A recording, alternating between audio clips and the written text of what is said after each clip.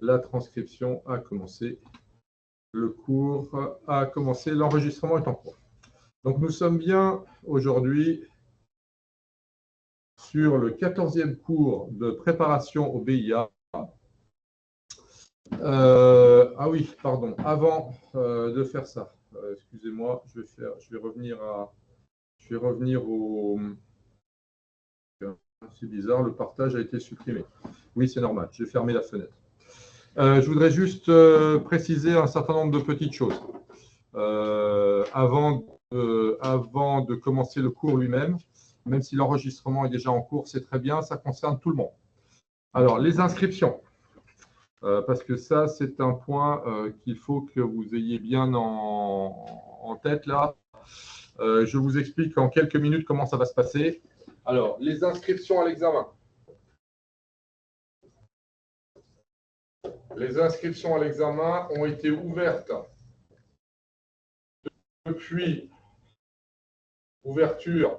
Elles ont été ouvertes très exactement le mercredi 29 janvier et l'inscription est possible à l'examen. Ils ne pourront évidemment participer à l'examen et avoir le diplôme que si vous êtes inscrit. Et les inscriptions seront fermées le 13 mars. Le 12 ou le 13 mars. Je crois que c'est le 12 mars. Pardon. Voilà, le 12 mars. Actuellement, je vous explique ce qu'on va faire, comment on va faire, parce que j'ai un peu innové cette année par rapport aux années précédentes. Les années précédentes, je laissais chacun s'occuper lui-même de son inscription et on faisait une petite séance collective à Epizy d'inscription individuelle. Cette année, j'ai décidé de faire un tout petit peu différemment pour la bonne raison que nous avons eu plusieurs informations, notamment en provenance du CIRAS, c'est-à-dire du monsieur qui à l'académie s'occupe de la coordination de tout cela. Et une circulaire a été envoyée par l'Éducation nationale à tous les établissements. Donc, normalement, tous les établissements scolaires sont au courant. Alors, nous sommes en train, là, cette semaine, depuis hier après-midi, et on va continuer donc aujourd'hui et demain, nous sommes en train d'envoyer la liste des élèves qui suivent la préparation à chaque établissement. Donc, actuellement, ce qui se passe, c'est l'inscription. Les inscriptions sont en cours par les établissements scolaires. Pour tous ceux qui sont donc en collège ou en lycée. D'accord ? Donc, on est en train de prendre contact avec chaque établissement. Chaque établissement va recevoir la liste de ses élèves et chaque établissement va faire l'inscription de ses élèves à l'examen. Et vous en aurez normalement la confirmation parce que vous recevrez une confirmation d'inscription par mail ou via votre établissement. Donc, on se donne 3 jours, là, aujourd'hui, demain et vendredi, pour contacter vos établissements. On fera la semaine prochaine, c'est-à-dire le mercredi 12 février, on fera le point. Parce que si ça se trouve, il y a certains établissements qui ne le feront pas, donc on fera le bilan. Et surtout, on s'occupera de faire les inscriptions individuelles, cette fois-ci, en tant que candidat libre, inscription individuelle de tous ceux qui ne sont pas des scolaires. Parce que nous avons ici un certain nombre de personnes qui suivent la préparation et qui ne sont pas en établissement scolaire. Donc, qui sont soit des salariés, soit des étudiants de l'enseignement supérieur. Donc, les étudiants et les salariés, etc., ou les candidats libres, etc., vous êtes obligé de vous inscrire individuellement et je vous donnerai la procédure la semaine prochaine. Voilà. J'ai quelqu'un qui m'écrit. Tac, qu'est-ce qui se passe là? Hop là. Tac. Vous avez inclus le collège privé d'Ourdan, Jeanne d'Arc. Je ne sais pas, mais oui, tout le monde. En fait, tous ceux dont je sais chez qui ils sont. Je peux vérifier, mais de toute façon, tout ça, ça va faire l'objet de vérifications que je vais faire entre demain et vendredi avec Nolan qui s'occupe de vous inscrire auprès de chaque établissement. Donc, on va avoir le retour des établissements lundi ou mardi. Donc, ça nous permettra de savoir là où ça a marché, là où ça n'a pas marché. Mais je vous rassure, de toute façon, dans tous les cas de figure, moi, je vais faire le point avec chaque établissement pour m'assurer que tout le monde est bien inscrit. OK? Et donc, je vous dis mercredi 5, mercredi 12, donc on sera largement dans les temps. On s'occupera de faire les inscriptions individuelles, éventuellement de ceux qui n'auraient pas été inscrits par les établissements. C'est soit l'établissement il a fait son travail. Si l'établissement a fait son travail, ben, tout va bien. Il n'y a rien d'autre à faire. Si l'établissement ne l'a pas fait, on fera une inscription individuelle. Ça se fait en 5 minutes et c'est vite réglé. Voilà. Donc voilà pour les inscriptions. Je ne vais pas plus loin. Voilà. On s'en occupe en ce moment. On s'en occupe. On est en train de suivre l'affaire et on fera un bilan la semaine prochaine sur l'état des inscriptions, ce qui permettra évidemment de prendre les actions correctives nécessaires s'il y a besoin de faire quelques compléments. Voilà. Maintenant, nous allons attaquer le 4e chapitre de la préparation au BIA, donc qui est le chapitre navigation, réglementation, sécurité. Voilà, je vais passer en mode présentation et je vais partager ce support. Comme ça, vous pourrez suivre ça en même temps que vous devriez pouvoir me voir sur un coin de votre écran avec l'écran, avec la vidéo qui vous montre le tableau. Alors, navigation, sécurité, réglementation de la circulation aérienne. On va commencer par le premier. Tiens, pourquoi est-ce que j'ai un truc qui dépasse là? Ah oui, pardon. Excusez-moi, ce n'est pas le bon support. Il ne faut pas que j'utilise celui-là. Bon, allez hop, on recommence. Pardon. Il faut que j'utilise la version PDF parce que sinon, c'est galère. Voilà.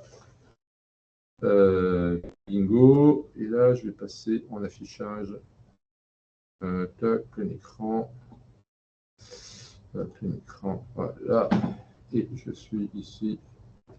Donc, je partage celui-ci. Voilà. Voilà. Voilà la bonne version.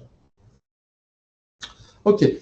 On va donc commencer par quelques généralités sur lesquelles il y a régulièrement des questions au BIA, c'est-à-dire tous les organismes qui s'occupent de la réglementation et la régulation des activités aéronautiques dans le monde, en Europe et en France. Alors, on a 3 niveaux de structuration. Okay. Aujourd'hui, l'aviation est un moyen de transport extrêmement important, très développé au niveau mondial. Il est très développé au niveau mondial et il a du coup nécessité qu'on se mette d'accord sur des règles. Il se trouve que dans l'aviation, comparé au transport routier, le transport routier, à partir du moment où on a inventé la voiture, on a commencé à se poser des questions sur la création d'un code de la route pour éviter que les gens fassent n'importe quoi et se rentrent dedans. Mais finalement, les codes de la route, même s'ils se ressemblent beaucoup d'un pays à l'autre, il y a quand même des différences nationales encore relativement importantes. Ne serait-ce que si vous traversez la Manche, en France, on roule à droite et en Angleterre, on roule à gauche. Il y a des pays qui ont changé de côté, il faut le savoir. 1970, en Suède, ils ont changé de côté. La Suède roulait à gauche jusqu'en 1970. Ils ont décidé de passer à droite en 1970. 70 ou 72, je ne me souviens plus. Mais voilà. Ça a été assez sportif, autant-il de vous le dire. Dans l'aviation, les règles sont beaucoup plus homogènes. Les règles sont, pour la plupart d'entre elles, quasiment identiques dans le monde entier. Il n'empêche qu'il y a quand même quelques particularités locales. Notamment, il y a un certain nombre de règles applicables en Amérique du Nord qui ne sont pas les mêmes qu'en Europe et inversement. Il y a des règles en Europe que les Américains ne connaissent pas. Mais elles sont, je ne vais pas dire marginales, mais c'est quelques points qu'il faut connaître. Voilà, sinon, le reste des règles est très, très proche. Très, très proche, très homogène. Et l'aviation a l'avantage d'avoir un mode de fonctionnement qui, au niveau mondial, est assez homogène. Le niveau mondial est géré par une organisation qui s'appelle l'OACI. Ensuite, on a un niveau continental. Ici, en Europe, nous avons un organisme qui s'appelle l'EASA, European Air Safety Agency, donc l'Agence de sécurité aérienne européenne, ASAE en français. C'est assez simple. En général, d'ailleurs, on prend le sigle anglais et on le met dans l'autre sens. Pour l'OACI, c'est l'Organisation de l'aviation civile internationale. Et en anglais, elle s'appelle ICAO, International Civil Aviation Organization. Au niveau continental, on a l'EASA en Europe. On a son équivalent, son frère jumeau, aux États-Unis, qui s'appelle la FAA, la Federal Aviation Administration. Alors, la FAA, elle a quasiment un rôle continental, même si elle est américaine. Nous avons la CAA au Canada, mais il se trouve que la CAA ne fait en général que recopier les règles de la FAA américaine.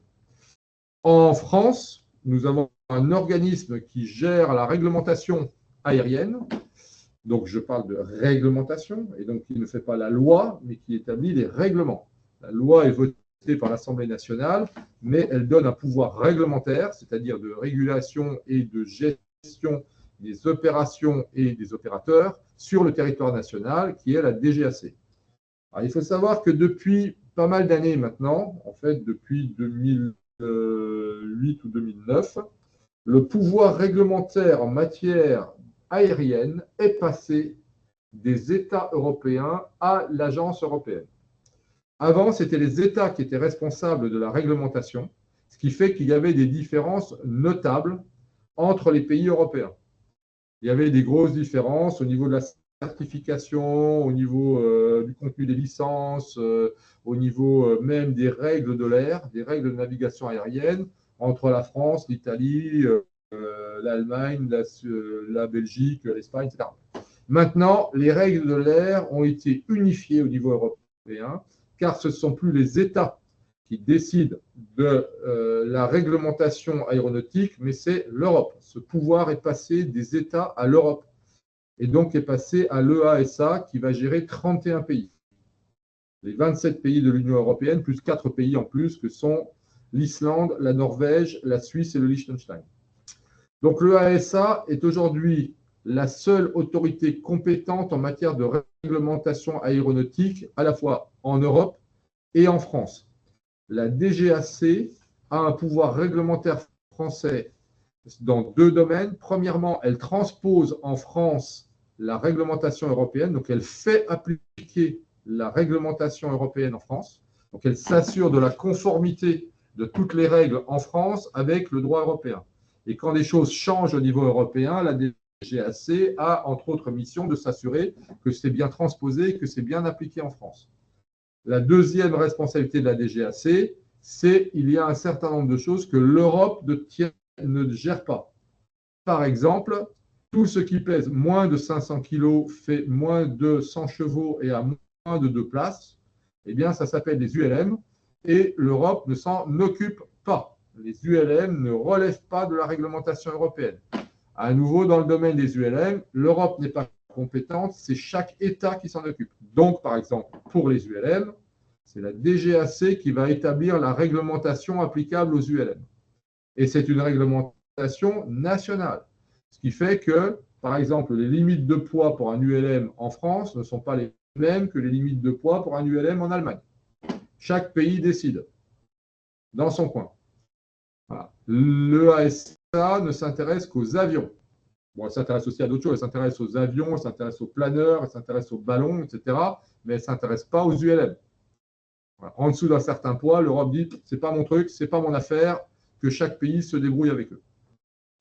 Alors après, il y a un certain nombre d'organismes fédéraux qui, cette fois-ci, n'ont pas de pouvoir réglementaire ni de gestion des règles de l'air ou de la navigation aérienne, mais sont néanmoins des organisations intéressantes parce qu'elles fédèrent les acteurs entre eux. Ce sont des organismes, des fédérations sportives, comme par exemple le CNFAS, la FFA, la FFVP, on va en parler tout à l'heure, ou des organisations professionnelles, cette fois-ci du côté des industriels comme le GIFAS, ou du côté des exploitants aéroportuaires comme des compagnies aériennes comme la FNAM.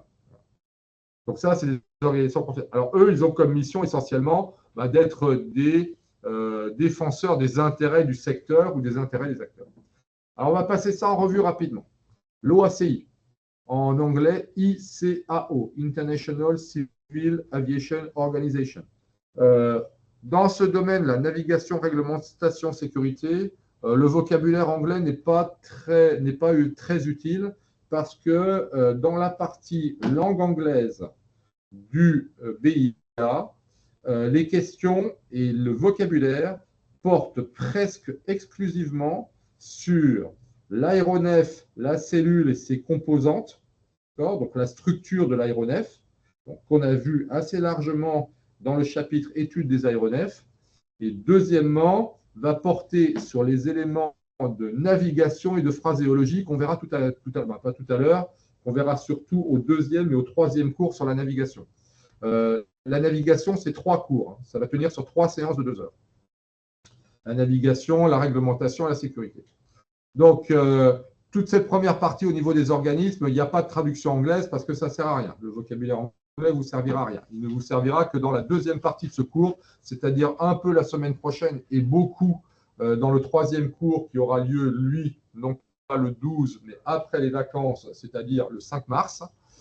Donc, le cours du 12 février, il y aura un peu d'anglais, mais le cours du 5 mars, on verra toute la partie vocabulaire de la navigation aérienne qu'il faudra avoir un peu mémorisé pour l'épreuve optionnelle d'anglais aéronautique. Alors, je vous donne quand même les sigles anglais, mais vous n'avez pas besoin de les mémoriser. Alors, l'OACI est un niveau mondial. Il a été créé en 1944 donc par le traité de Washington. Puis a eu lieu, il y a eu la Convention de Chicago qui a abouti au traité de Washington de 1952. Donc 44, traité de Chicago, 52, traité de Washington. Il faut garder en mémoire 44, Convention de Chicago, création de l'OACI. Je vous ai déjà dit, je pense, à 2 ou 3 reprises, qu'aujourd'hui, dans l'aviation, beaucoup de choses se faisaient avec des unités de mesure impériales, the Imperial System, c'est-à-dire avec des pieds, avec des pouces, avec des nœuds, etc. Oui, parce que c'est les Américains qui ont gagné la guerre, hein, ce n'est pas les Français. Donc, leur système, ils sont devenus les leaders mondiaux de l'aviation à partir surtout de la Deuxième Guerre mondiale. Ils étaient un acteur important entre les 2 guerres, mais ils étaient loin d'être uniques.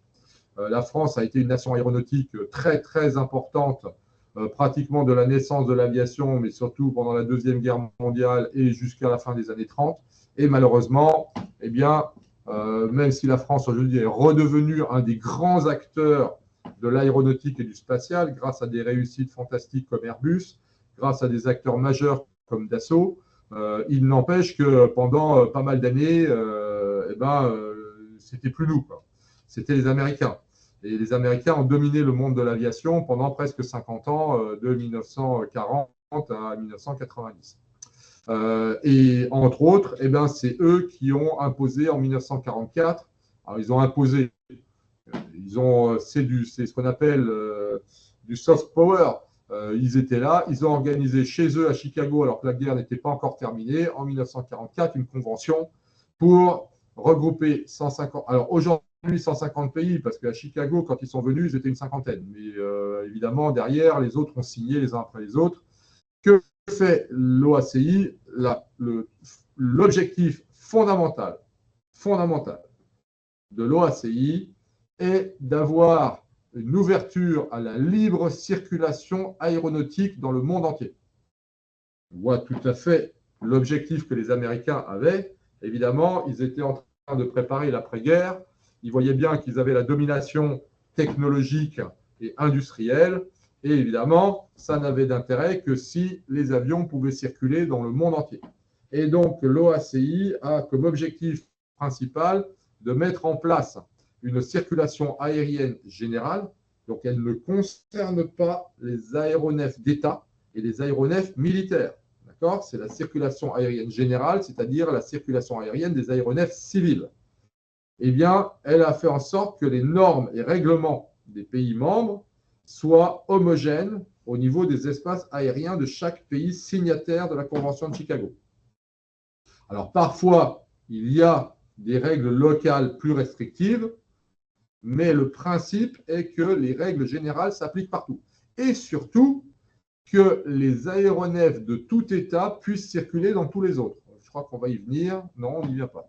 Voilà. Le principe, c'est la libre circulation. Donc, un aéronef immatriculé dans un pays membre de la Convention de Chicago, de l'OACI, peut circuler dès lors qu'il respecte un certain nombre de règles, et notamment que son équipage ait les licences qui vont bien, dans tous les pays membres de l'OACI. Il va également définir les langues. Les langues aéronautiques internationales sont par ordre de priorité, bingo, l'anglais, qui est passé devant le français. Le français était la langue internationale de l'aviation jusque dans les années 30. D'accord? Et ce n'est pas l'anglais, c'était le français qui était la langue de l'aviation mondiale. Est-ce que c'est les Français qui ont ouvert les premières lignes internationales, qui ont ouvert l'aéropostale vers l'Amérique du Sud? C'est les Français qui ont fourni les avions de la guerre de 14. C'est les Français qui ont ouvert les premières compagnies aériennes en Europe et dans le monde, très rapidement suivies par d'autres. Mais le français était la langue. Et bien, depuis 1944, fini, c'est terminé, c'est l'anglais.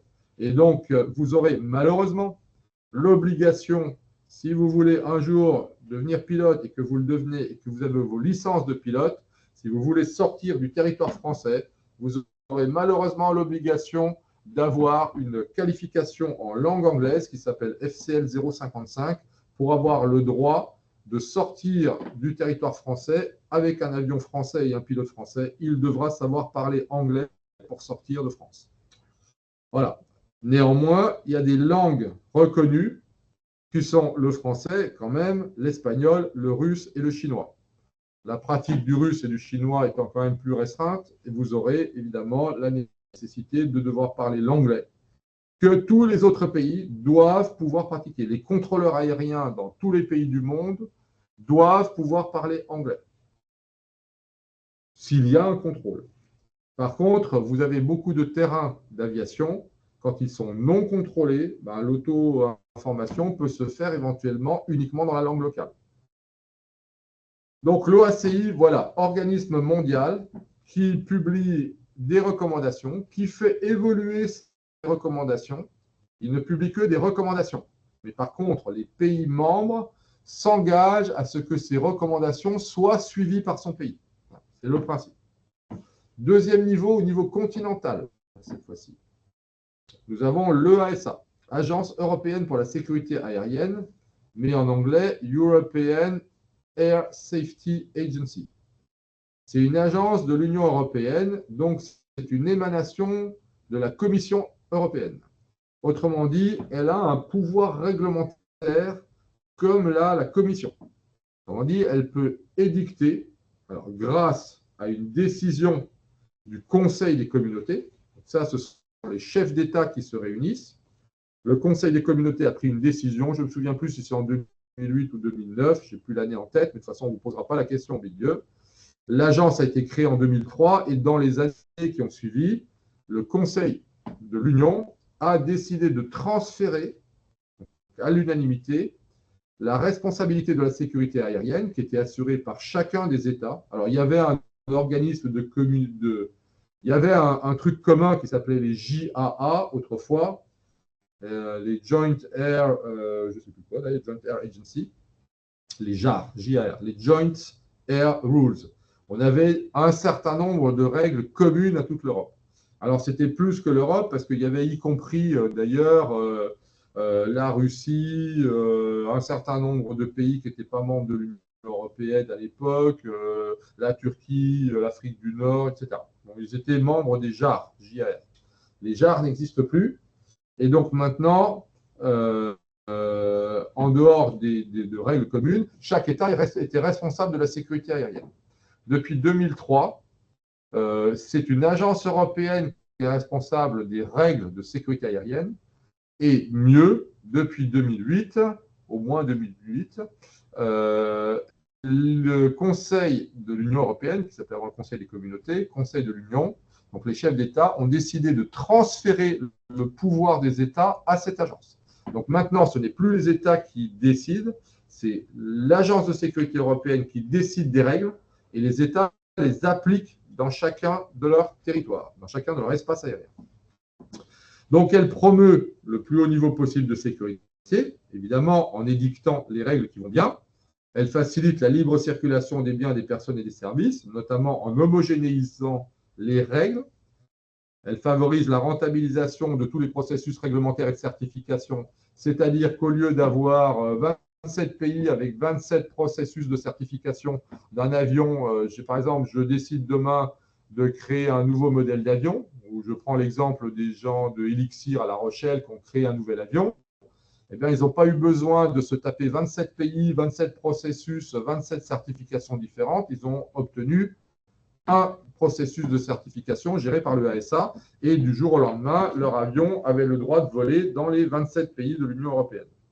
Par contre, ils ont dû aller voir la FAA aux États-Unis pour obtenir une certification américaine.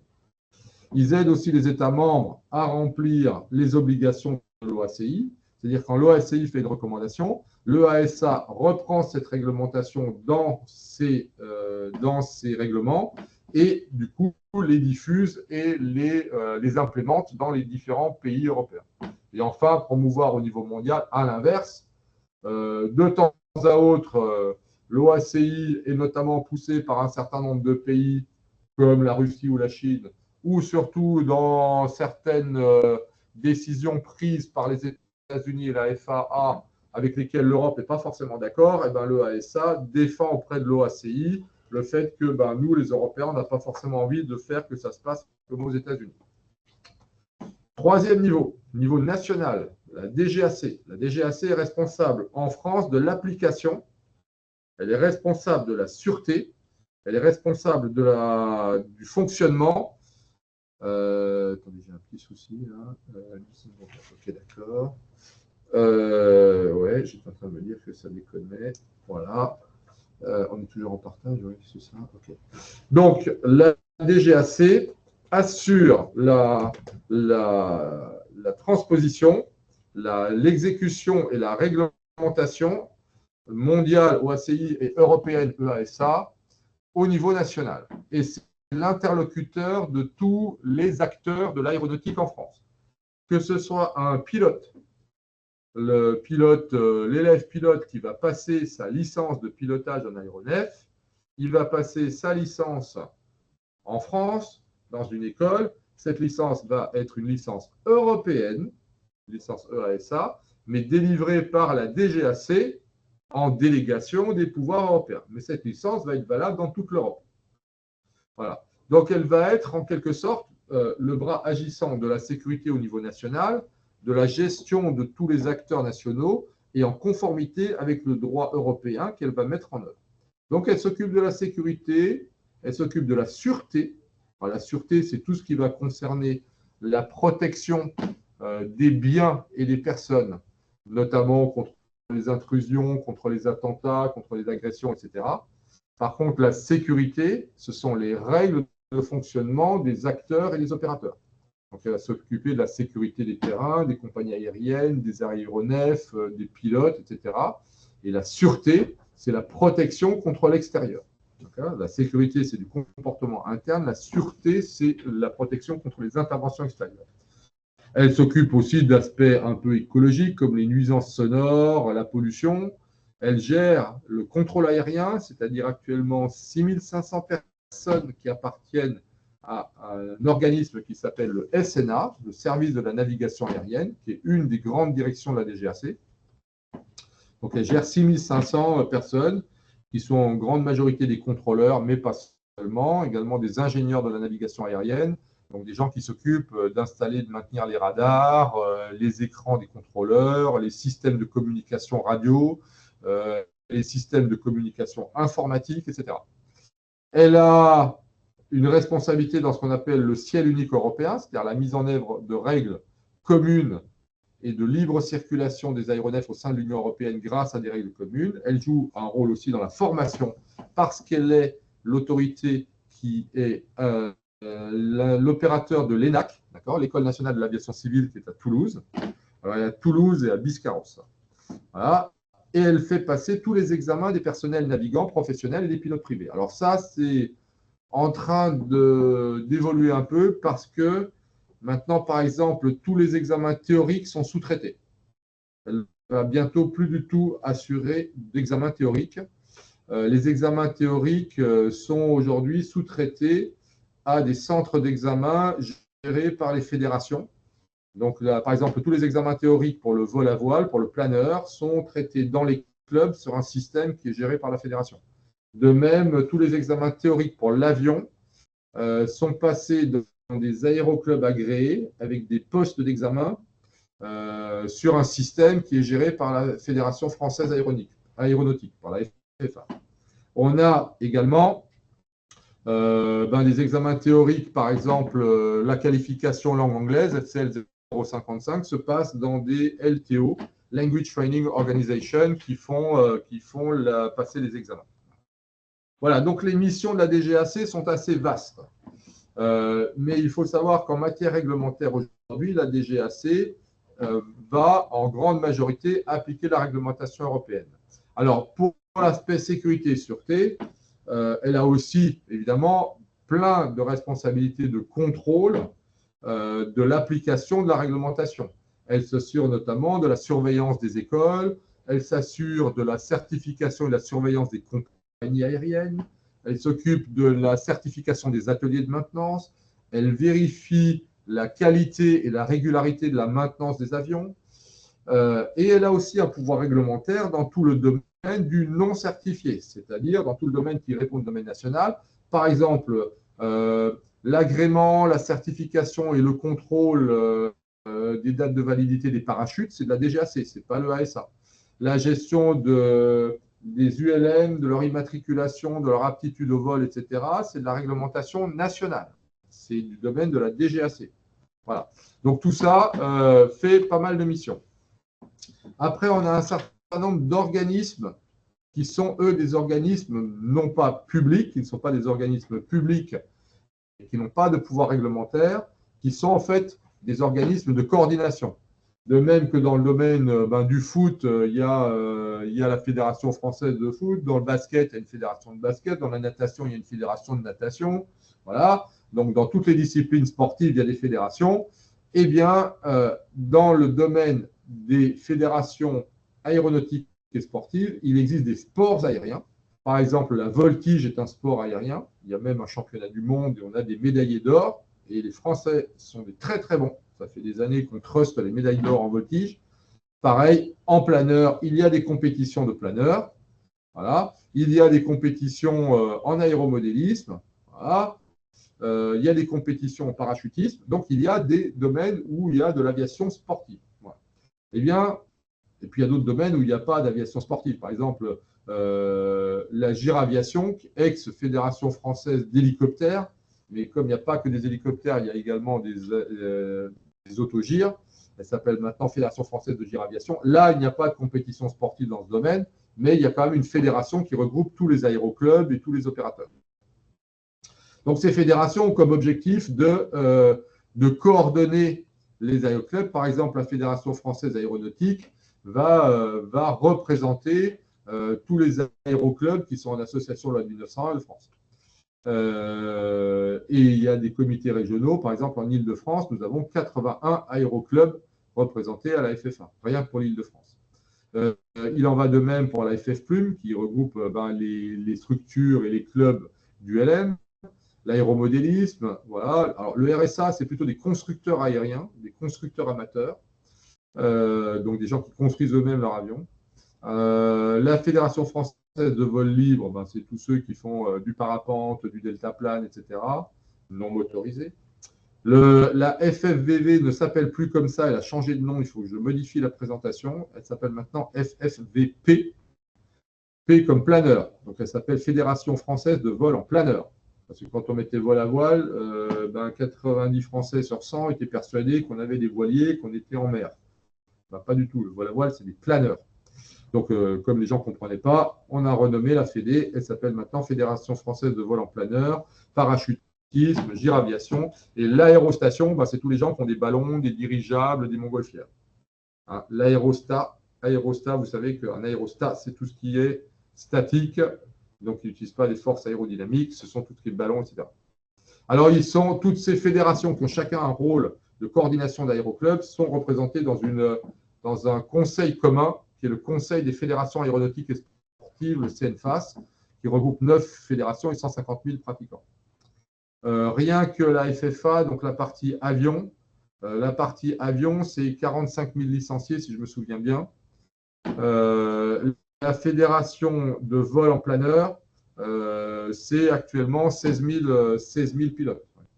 Et il y a beaucoup de gens qui font du parachutisme, des gens qui font du ballon, l'aéromodélisme, etc. Alors le GIFAS, autre groupement privé, entre guillemets, donc ce n'est pas un organisme public, il n'a pas de pouvoir réglementaire, c'est une association de la 1900 qui regroupe un certain nombre d'entreprises.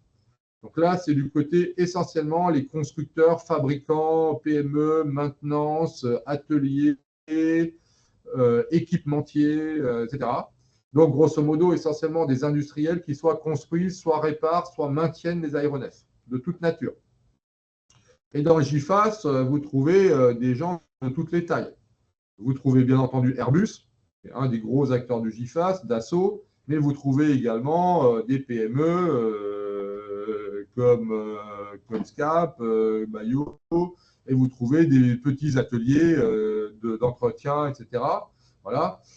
Donc, vous trouvez des grands constructeurs, des petits constructeurs, des grosses entreprises de maintenance comme notamment AFI, Air France Industrie, qui est une joint venture entre Air France et KLM et qui maintient les gros porteurs et les avions à réacteurs jusqu'à les petits avions des petits ateliers qui n'ont que quelques mécanos.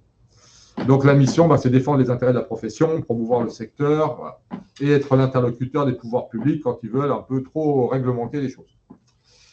Troisième organisme de coordination et de lobbying et de défense de l'aviation, la FNAM, la Fédération nationale de l'aviation marchande. Alors là-dedans, vous trouvez tout ce qui est le transport aérien. Donc c'est les compagnies aériennes, qu'elles transportent des passagers, qu'elles transportent du fret, qu'elles fassent du charter, qu'elles fassent de l'aviation d'affaires, qu'elles louent des bizjets, etc.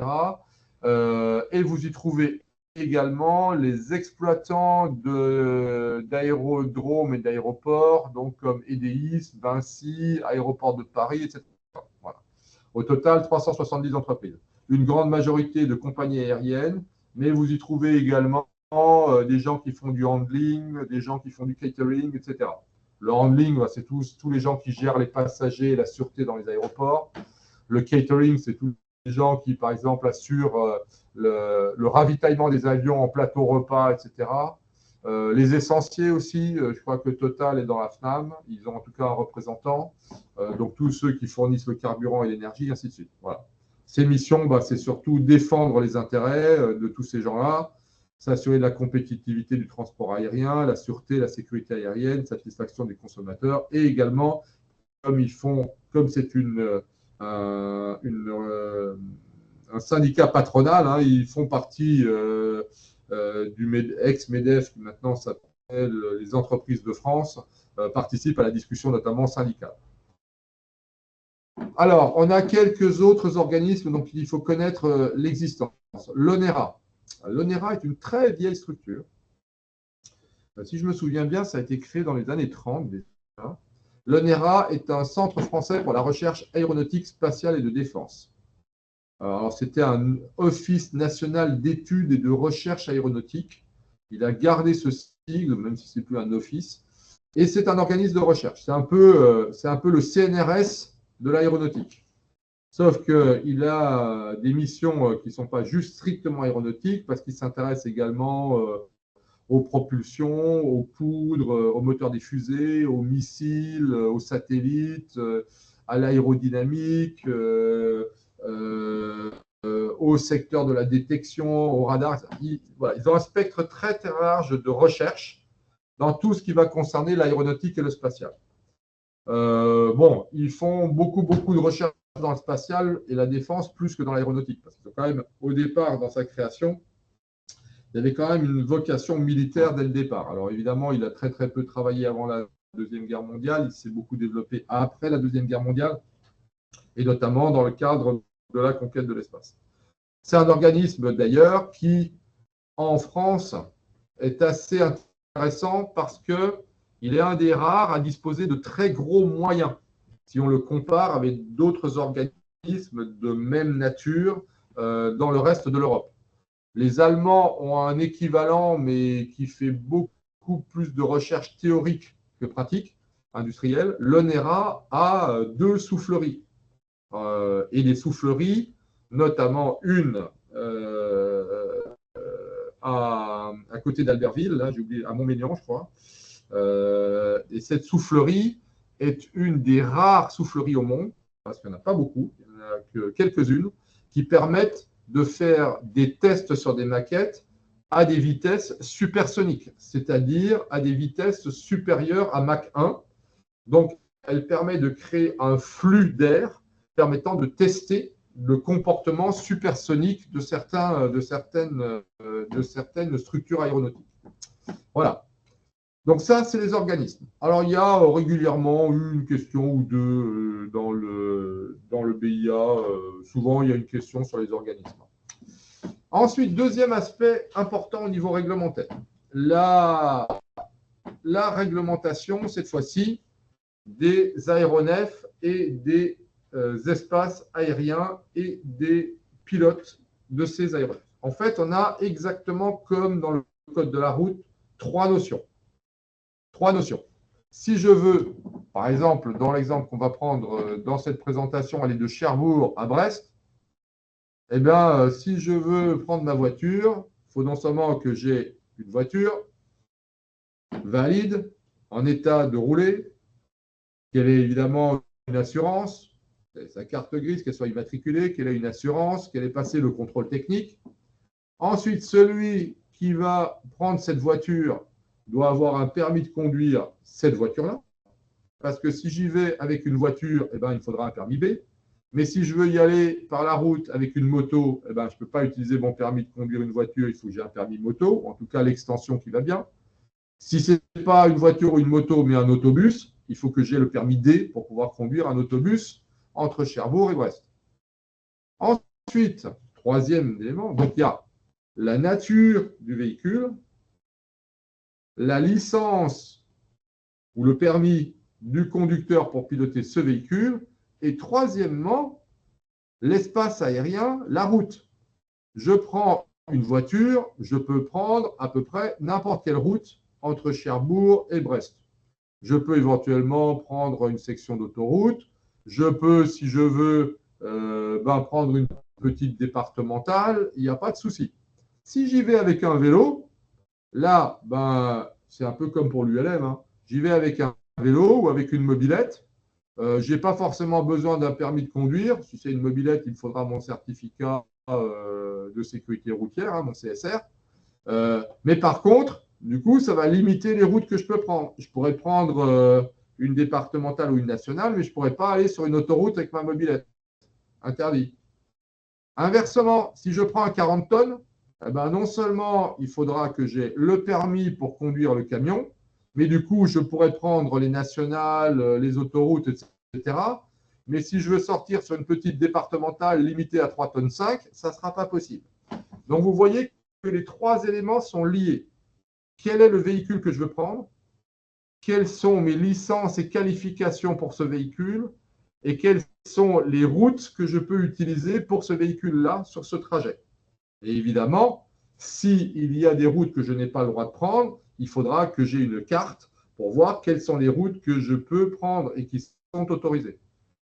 Imaginons que mon trajet entre Cherbourg et Brest, ça soit avec un convoi exceptionnel qui pèse 50 tonnes et qui fait 5 mètres de hauteur, j'aurai intérêt à sacrément préparer le trajet parce que si ça se trouve, ça sera quasiment impossible de le faire parce que sur le trajet, j'ai des ponts qui font que 4,40 m et je ne peux pas passer en dessous. j'ai des routes qui sont interdites au plus de 7,5 tonnes et je ne pourrais pas passer dessus, etc., etc. Donc, on prépare son trajet. Pour l'avion, c'est exactement pareil. Je vais avoir un certain type d'aéronef. Sur ce type d'aéronef, selon que ce soit un ULM, un avion à hélice, que cet avion soit éventuellement un avion lent ou un avion rapide, si c'est un avion à turbine ou si c'est un avion à réaction, si l'avion pèse 1 tonne ou s'il en pèse 150, évidemment, je ne vais pas pouvoir passer dans les mêmes espaces aériens. Je vais d'abord devoir avoir une bonne licence. Je n'ai pas le même brevet pour piloter un ULM que pour piloter un avion léger de moins de 5,7 tonnes. Si je dois piloter un avion de plus de 5,7 tonnes, il va me falloir des qualifications ou des licences qui vont avec. Il faudra probablement un CPL ou un ATPL. Si cet avion est équipé avec une turbine ou si c'est un avion à réaction, il va falloir les qualifications de classe et la qualification de type qui va avec. Et surtout, je vais me retrouver à devoir traverser des espaces aériens qui, dans certains cas, me seront autorisés ou interdits. Voilà. Et donc, il faudra que je prépare mon trajet en décidant de par où je vais passer pour pouvoir y aller. Et donc, je dois, une fois que j'ai décollé entre les deux, respecter tout au long le code de la route. Pareil, je vais devoir respecter les règles de l'air. À savoir, si je traverse une ville avec ma voiture qui est je suis sur une départementale limitée à 80, je ne dépasse pas le 80. J'arrive dans un village qui est limité à 50, je ne continue pas à 80. Je dois respecter le code de la route et descendre à 50. Si dans le village, il y a un feu rouge, je m'arrête au feu rouge. Je ne brûle pas les feux. Dans l'avion, c'est à peu près pareil, sachant que simplement, vous n'aurez pas de feu rouge et vous n'aurez pas de vitesse maximale. Encore que si, il y a une vitesse maximale à connaître, mais qui est bien particulière. Le reste, ça sera plutôt l'inverse. Ce sera des vitesses minimales. Ça sera suivre certains caps et certaines routes. Ça sera éviter certains espaces dans lesquels vous n'avez pas le droit de pénétrer, etc., etc. Vous devrez évidemment, en plus, respecter un certain nombre de règles. En particulier, ça, on ne vous la demande pas sur la route. Vous avez parfaitement le droit de tomber en panne sèche. Ça peut être particulièrement onéreux, notamment si ça vous arrive sur autoroute, parce qu'on viendra vous dépanner. Par contre, en avion, la panne sèche, c'est le genre de truc interdit. Ça veut dire que vous avez prévu tout ce qu'il faut comme carburant au départ pour pouvoir faire le trajet. Alors, on va prendre les choses dans l'ordre. Alors, normalement, on devrait prendre ça dans cet ordre-là. Mais bon, on va commencer dans l'autre sens. Pour voler, un pilote doit posséder un brevet et une licence. Le brevet, ce n'est pas un diplôme. Bon, c'est le résultat d'un examen qui certifie que vous avez suivi une formation et que vous avez fait le test théorique et le test pratique qui certifie que vous avez les connaissances nécessaires pour piloter un aéronef donné.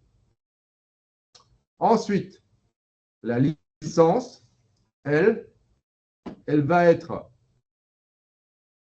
associée à ce brevet parce que la licence, elle va combiner trois choses. Elle va combiner la compétence, le brevet, la validité calendaire, parce qu'une licence peut expirer. Elle va être associée à une qualification. Cette qualification, elle doit se renouveler. Et enfin, il y a un aspect secondaire qui fait que la licence n'est valide que si elle est associée à un certificat médical valide. Donc, pour piloter un avion, il faut avoir obtenu une licence, laquelle licence ne s'obtiendra que parce que vous avez été breveté, vous avez passé l'examen, vous avez obtenu un brevet. Et donc, à partir de là, on vous délivre une licence avec une qualification de classe et de type qui vous permet d'exercer ce privilège dans un certain domaine, dans un certain rayon. Alors, les licences reconnues internationalement, reconnues par l'OACI, délivrées par l'autorité, en l'occurrence l'autorité européenne, et en l'occurrence par la DGAC pour le compte de l'autorité européenne en France. 3 licences valides mondialement. Il y en a une quatrième que l'on n'a pas vue là, ATPL. Ah ben non, on n'en parle pas. Il faudra que j'en parle.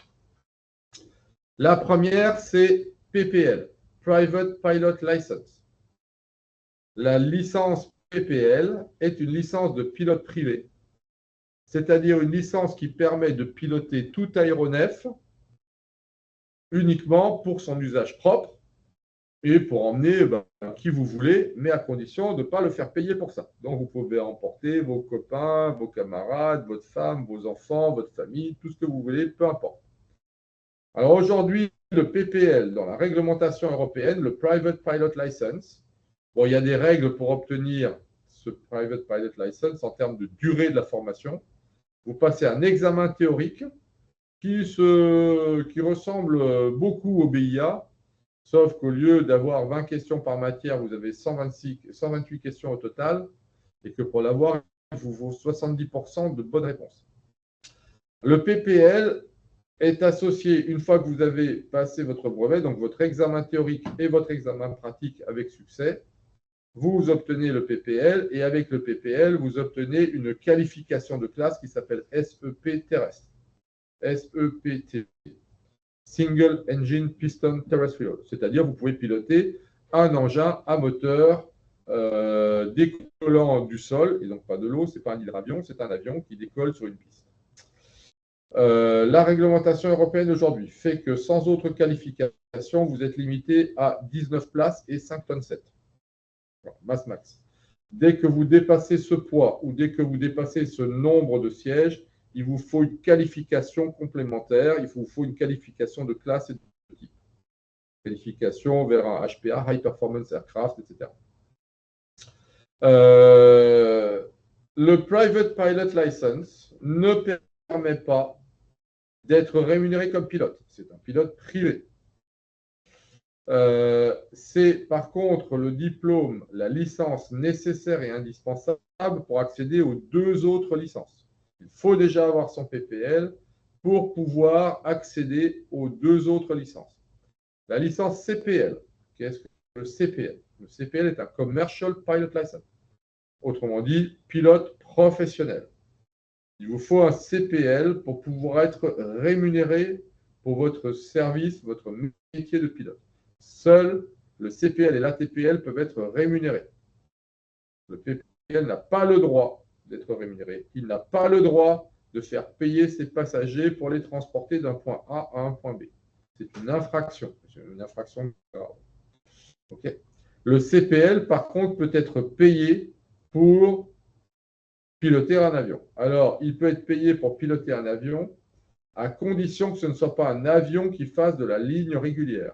Donc, il peut être pilote d'un Falcon pour faire de l'aviation d'affaires. Il peut piloter une aviation de fret dans une compagnie de fret.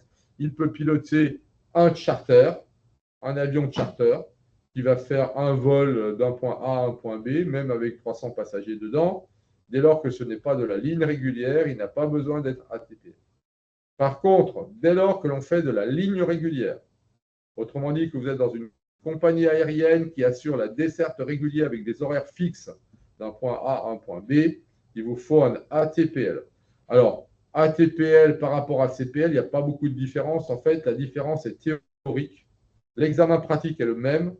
La différence, c'est la partie théorique est un tout petit peu plus importante chez l'ATPL. Il y a un certain nombre de modules supplémentaires pour faire de la ligne régulière, donc dans une compagnie aérienne qui fait de la ligne régulière. Si vous rentrez dans une compagnie de charter, le CPL peut suffire. Bien. Donc, il faut passer ces licences pour pouvoir piloter un avion.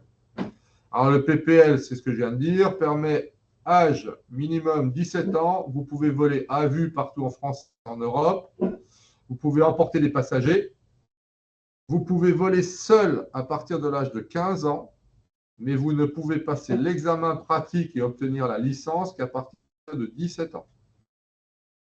Après, une fois que vous avez le PPL, vous pouvez faire un certain nombre de qualifications. Alors là aussi, il faut que je modifie cette présentation qui commence à être un peu ancienne parce que ça a été modifié par le Part FCL 0600 quelque chose. Il y a exactement 3 ans et demi, 4 ans maintenant. Oui, ça va faire 4 ans. Maintenant, ce sont des qualifications. Comme le vol aux instruments est une qualification. Donc, une fois que vous avez votre TPL, vous pouvez passer ce qu'on appelle le IR, Instrument Rating, et donc voler en IFR, Instrument Flight Rules. C'est une qualification. Donc, il y a toute une formation spécifique et un examen pour obtenir cette qualification. Le vol de nuit est également une qualification. Vous devez suivre une formation prévue avec un programme de formation et puis faire un test qui vous permet d'obtenir cette qualification vol de nuit. La voltige, il y a 2 niveaux de voltige, voltige élémentaire, voltige avancé. Ce sont des qualifications qui sont marquées sur votre licence. Par contre, alors les 3 suivants, ça n'a rien à voir. Le train rentrant, le pas variable, ce sont des habilitations parce que ça s'appelle des variantes. Alors, il y en a toute une série, il y en a d'autres encore. Les trains rentrants et pas variables ne sont plus des qualifications. Autrefois, c'en était, quand c'était du domaine national. Maintenant, ce ne sont plus des qualifications, ce sont des variantes. Vous n'avez pas d'examen à faire. Vous êtes formé par un instructeur et l'instructeur dit c'est bon, c'est bon. Et vous avez la variante définitivement.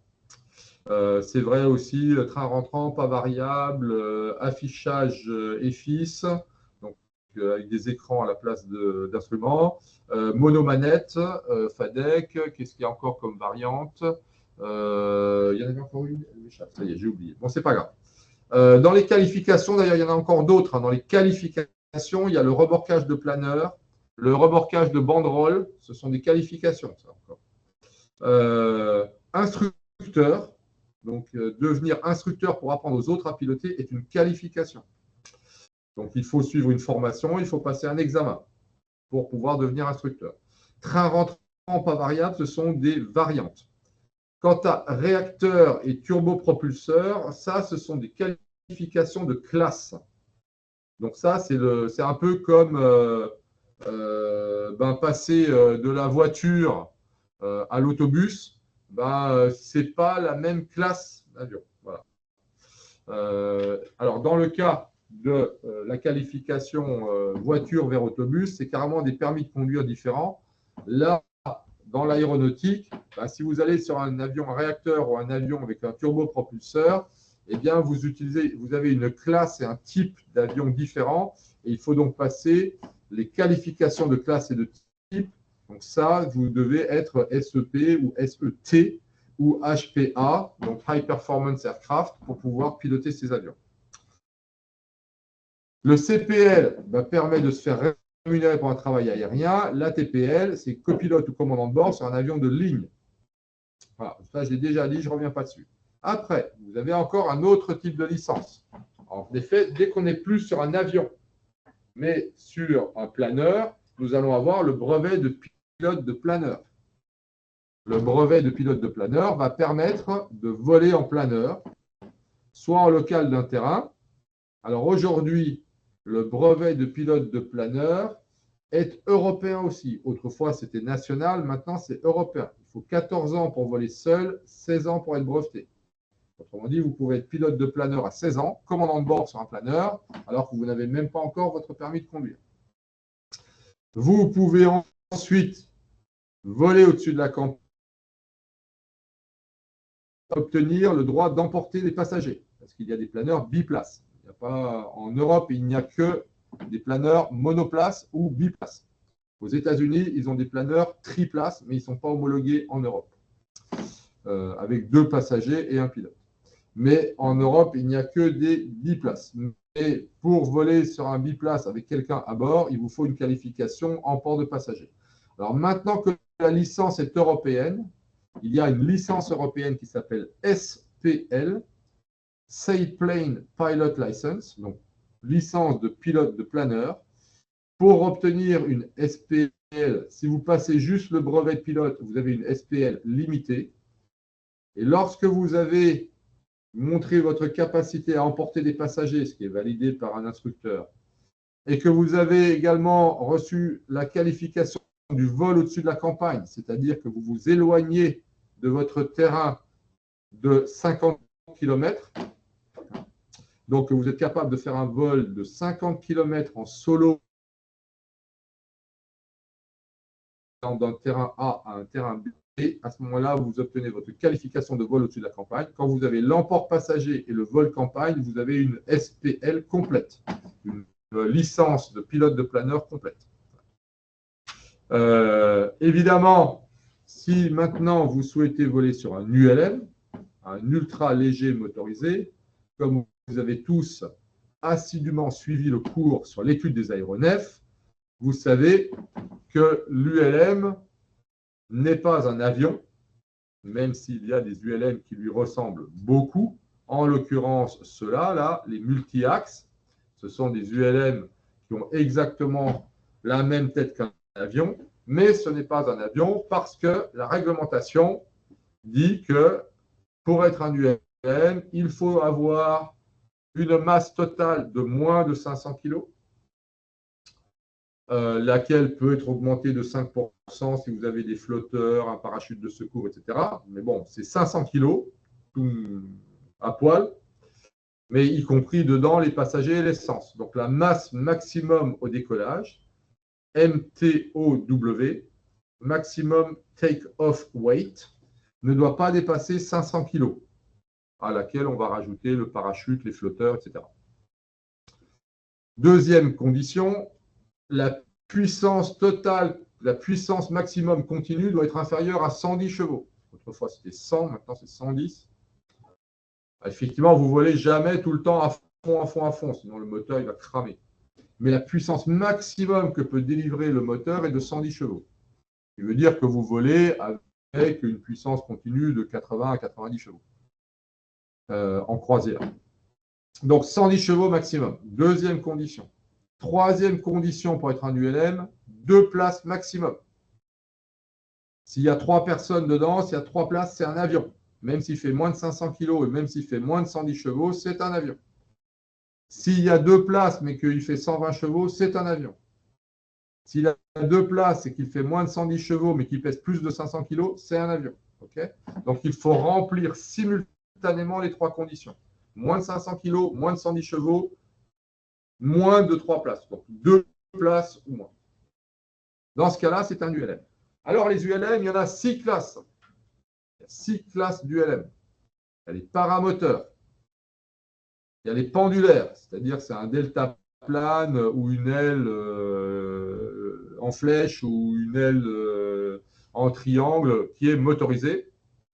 Les multi-axes, donc les 3 axes, qui en fait ressemblent à des avions, ils ont des ailes hautes ou des ailes basses.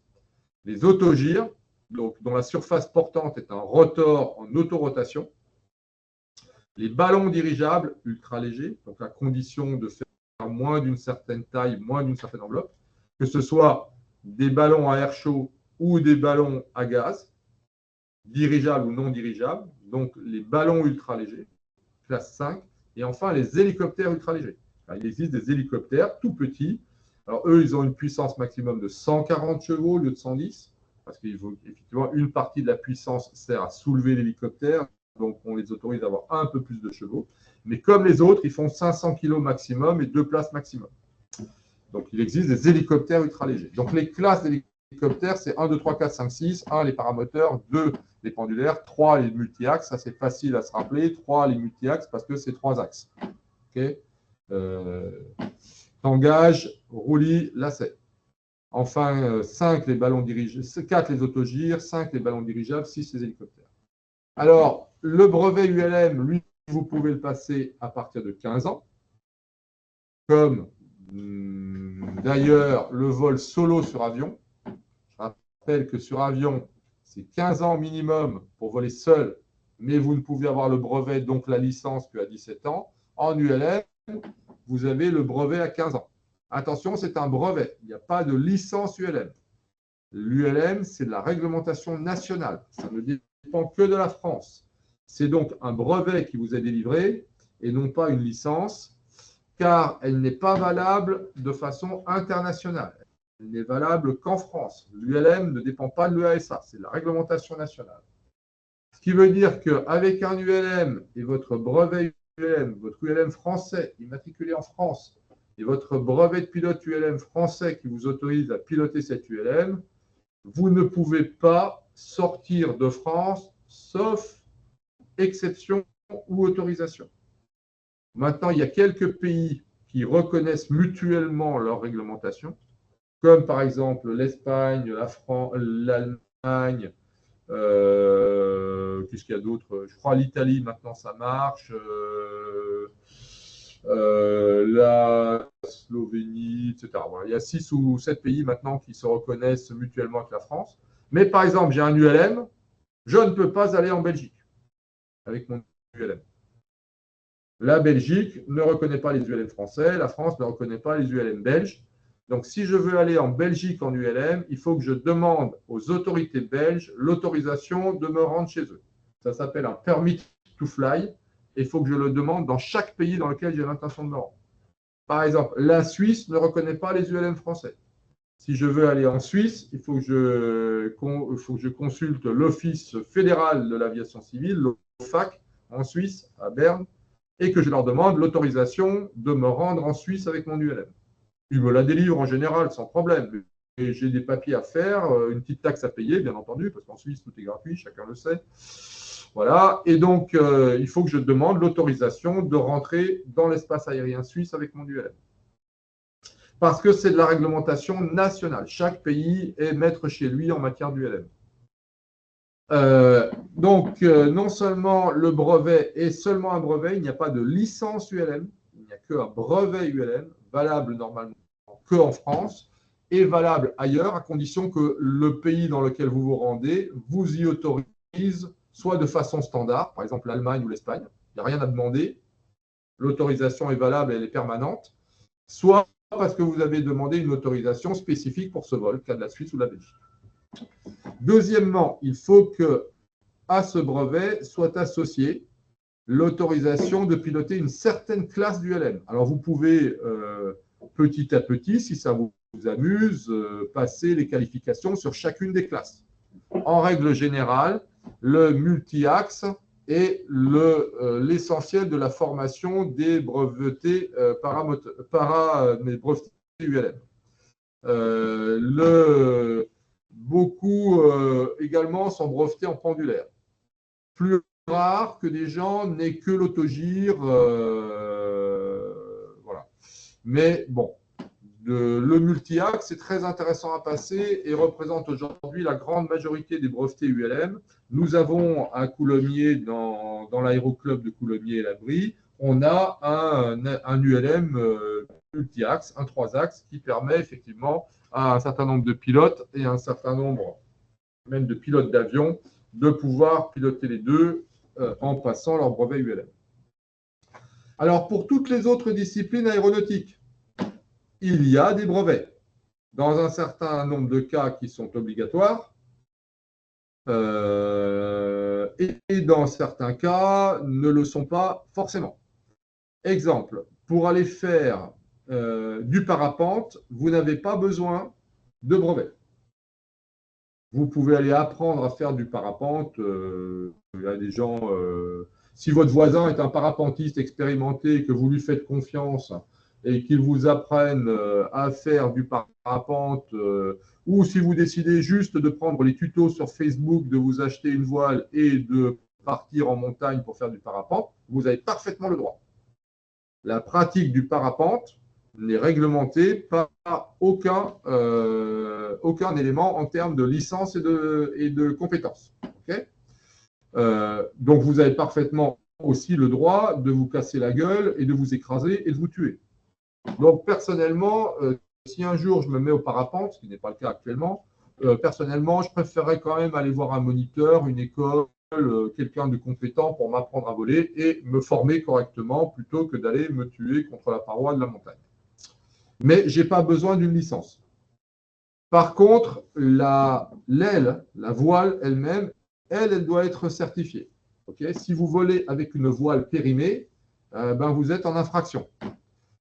De même, ce n'est pas parce que vous avez le droit de faire du parapente sans avoir de licence que vous avez le droit de faire n'importe quoi. Par exemple, le massif du Mont Blanc. Je prends le massif du Mont Blanc, donc autour de Chamonix, entre Chamonix, Megève, au sud, Pras-sur-Arly et la vallée italienne de Courmayeur. et le côté suisse le côté suisse d'Argentière, ça y est, j'ai oublié le nom, le Val Claret. Eh ben, si vous voulez vous balader là-dedans, ben, sachez que vous n'avez pas le droit de voler entre juillet et août. Il faut le savoir, l'espace aérien dans ce coin-là, du massif du Mont-Blanc, est fermé. Et donc, vous, avec votre parapente, ben, si vous faites du parapente en juillet-août dans ce secteur, vous êtes en infraction. Vous avez commis une infraction. Donc, vous voyez que ce n'est pas parce qu'une licence n'est pas obligatoire qu'il vaut pas mieux connaître les règles de l'air et les règles de circulation aérienne et d'utilisation de l'espace aérien. Après, ben, il y a un certain nombre d'autres pratiques. Par exemple, le parachutisme. Vous n'avez pas besoin d'un brevet pour faire du parachutisme. Par contre, si vous faites de la chute libre, là, oui, il vous faut obligatoirement une licence. Et là, c'est une licence de parachutisme. Et il y a même la possibilité d'avoir une licence professionnelle. Donc, la licence de parachutisme permet ensuite de parachutiste, permet de passer ensuite une qualification d'instructeur parachutisme ou de devenir parachutiste professionnel. Il y a des gens qui sont des parachutistes professionnels, qui font du parachutisme, qui en font un métier, soit pour faire par exemple du baptême, de la chute libre. Voilà. Il y a des moniteurs de parachutisme comme ça qui je ne sais pas s'ils gagnent leur vie vraiment, mais qui arrivent à développer une activité importante. Évidemment, un hélicoptère, c'est comme un avion. Hein, là, c'est une licence de pilote d'hélicoptère. C'est une qualification spécifique, c'est une licence spécifique parce que vous êtes sur une classe d'aéronef particulière. Au lieu d'avoir un PPL-A pour piloter un avion, au lieu d'avoir une SPL pour piloter un planeur, j'ai un PPL-H qui est une licence de pilote privé d'hélicoptère. Avec un PPL-H, je n'ai pas le droit de piloter un avion. De même qu'avec mon permis C1 qui me permet de piloter un poids lourd de 40 tonnes, je n'ai pas le droit de conduire une voiture. Il me faut le permis B pour la voiture et le C1 pour le 40 tonnes. Voilà. C'est deux catégories de véhicules différents avec des permis différents. C'est pareil entre l'avion et l'hélicoptère. Voilà. Le vol libre avec un deltaplane, qu'il soit donc un deltaplane ou une aile volante, est soumis à licence, alors que le parapente ne l'est pas. Si le deltaplane, le vol libre, a en plus un moteur, on est sur un pendulaire, et là, ça devient un ULM, et il vous faut un brevet ULM. Donc, selon les types d'aéronefs, on a des niveaux d'exigence, de compétences, de preuve de cette compétence par un examen et un brevet, voire de capacité à exercer ces compétences dans le domaine national ou international à travers une licence, qui peuvent être très différents. Et il faut les associer évidemment à une qualification de classe. Alors, deuxième niveau. Donc là, je vous ai parlé des permis. Parlons maintenant des aéronefs. Les aéronefs sont eux-mêmes font l'objet de vérification, de certification et d'approbation. En effet, votre voiture, si vous prenez une voiture ou une moto, ou même une mobilette, un vélo, non. Eh bien, la voiture, elle a une carte grise. En fait, la carte grise, elle est délivrée par l'administration, en l'occurrence la préfecture. Sauf que cette carte grise est délivrée par la préfecture parce que le véhicule lui-même a fait l'objet de ce qu'on appelle une réception par le service des mines. Demain, je veux construire moi-même ma voiture, je peux construire moi-même ma voiture. Est-ce que j'ai le droit de la faire rouler sur la route? La réponse est non. En effet, pour des raisons de sécurité, de sûreté publique, de protection des usagers, il est hors de question de faire rouler une voiture que vous avez construite vous-même sans qu'on ait vérifié qu'elle a des freins, qu'elle a des feux, qu'elle a des lumières, qu'elle n'est pas dangereuse, qu'elle ne va pas se désintégrer au premier virage, etc. etc. Voilà. Donc, qu'elle n'est pas dangereuse pour vous et surtout pour les autres. Imaginez que vous construisiez vous-même votre voiture et « Oh, merde, c'est bête, j'ai oublié de mettre des freins ». Et donc, à la fin de la première ligne droite, boum, vous emboutissez quelqu'un d'autre et vous tuez quelqu'un. Voilà. Donc, un véhicule véhicule sur la route ne peut circuler que s'il a une carte grise. Ce qui veut dire qu'à la fois, on sait qui en est le propriétaire, on lui donne un numéro d'immatriculation, mais surtout, auparavant, le constructeur a fait vérifier par le service des mines que cette machine est sûre. Alors, en matière de voiture, on va aussi, de temps à autre, vérifier qu'elle n'est pas devenue dangereuse. Exemple, vous achetez une voiture et au bout de 4 ans, vous n'avez jamais fait faire de révision, vous n'avez même pas fait réviser les freins, il n'y a plus de plaquettes et cette machine, elle est carrément incapable de rouler de façon sûre, vous avez un contrôle technique. À partir d'un certain âge, on vérifie tous les ans que la voiture est en état de fonctionner et de circuler de façon sûre. Comme on dit, qu'elle ne roule pas en travers, qu'elle freine en ligne droite, que les suspensions ne sont pas mortes, c'est-à-dire qu'elles ne risquent pas de faire un tonneau au premier virage, qu'il y ait les ceintures de sécurité qui sont correctement attachées, que les feux fonctionnent, c'est-à-dire qu'à la fois vous pouvez voir et être vu, etc. Pour les avions, c'est exactement pareil.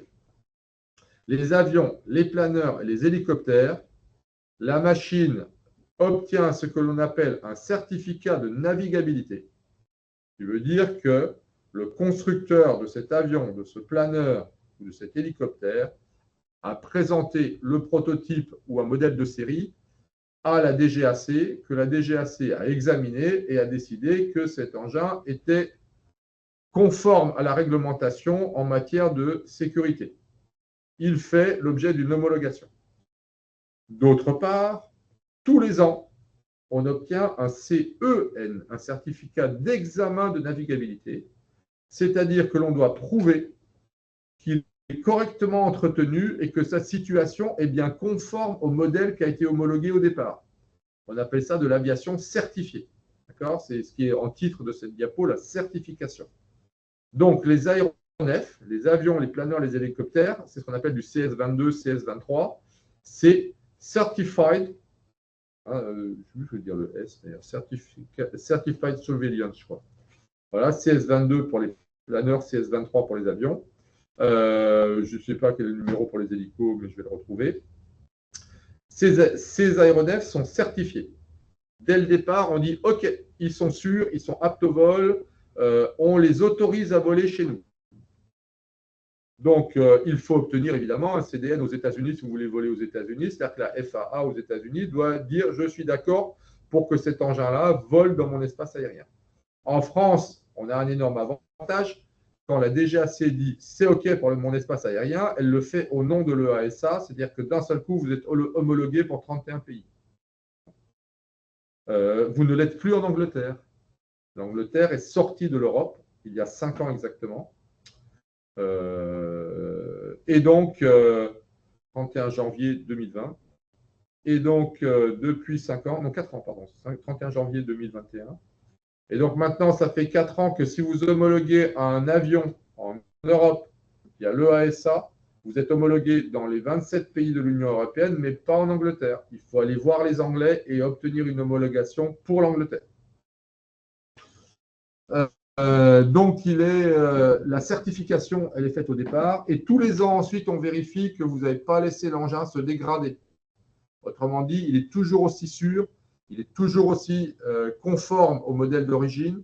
Il n'a pas été modifié de façon sauvage, il a été correctement entretenu. Les pièces qui doivent être remplacées ont été remplacées. Il n'y a pas d'usure anormale. Et donc, on va faire un suivi qui est fait en fonction des heures de vol et de la butée calendaire. Il y a des vérifications à faire tous les 6 mois, tous les ans, certaines tous les 2 ans, tous les 4 ans, d'autres des vérifications à faire tous les 500 heures, tous les 100 heures, toutes les 500 heures, toutes les 1000 heures, toutes les 2000 heures. On a des butées calendaires et des butées horaires qui sont vérifiées. Pour faire ce travail d'entretien, là aussi, ça ne peut pas être fait par n'importe qui. Ça doit être fait par des gens qui ont des licences de mécaniciens. En l'occurrence, on appelle des Part 66. Et ensuite, le mécanicien, même s'il a la licence, il ne peut pas procéder comme il a envie. Il ne fait pas comme il veut, quand il veut. Il va le faire avec le respect du manuel d'entretien. Manuel d'entretien qui est édité par le constructeur et qui est fourni en même temps que l'avion. Après, nous avons des domaines dans lesquels, par contre, il n'y a pas de certification. Et ça, c'est ce qui est en tête de ce slide. Les ULM, ou le vol libre, les machines ne sont pas certifiées. Elles peuvent l'être, mais en règle générale, elles ne le sont pas. Et évidemment, là aussi, comme elles ne sont pas certifiées au départ, on ne va pas aller vérifier qu'elles sont toujours identiques au départ. Ça ne sert à rien vu qu'au départ, elles ne sont pas certifiées. Donc, au départ, le constructeur, qui peut même être un constructeur amateur, dit voilà, je l'ai construite dans les règles de l'art et je vais la faire voler sous ma responsabilité. Et là, la DGAC dit OK, si ça fait moins de 500 kg, moins de 110 chevaux, moins de 2 places, égal ou moins de 2 places maximum, allez-y. Et si vous voulez vous tuer avec, vous pouvez. L'autorité n'est pas responsable. De même, une fois que vous avez construit ou acheté votre ULM, après, c'est à vous de l'entretenir. Vous l'entretenez correctement, il marche super bien, vous faites tout ce qu'il faut. C'est à vous, tous les 2 ans, de signer un document comme quoi vous dites à la DGAC, je vous informe que j'ai correctement entretenu ce matériel sous ma responsabilité et que sous ma responsabilité, je considère qu'il est toujours en état de vol.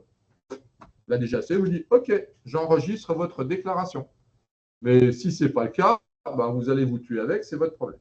C'est tout le problème de l'ULM et c'est tout le problème également du vol libre, donc les deltaplanes, voilà, etc., que c'est le propriétaire qui se préoccupe de la capacité de la machine et de son entretien.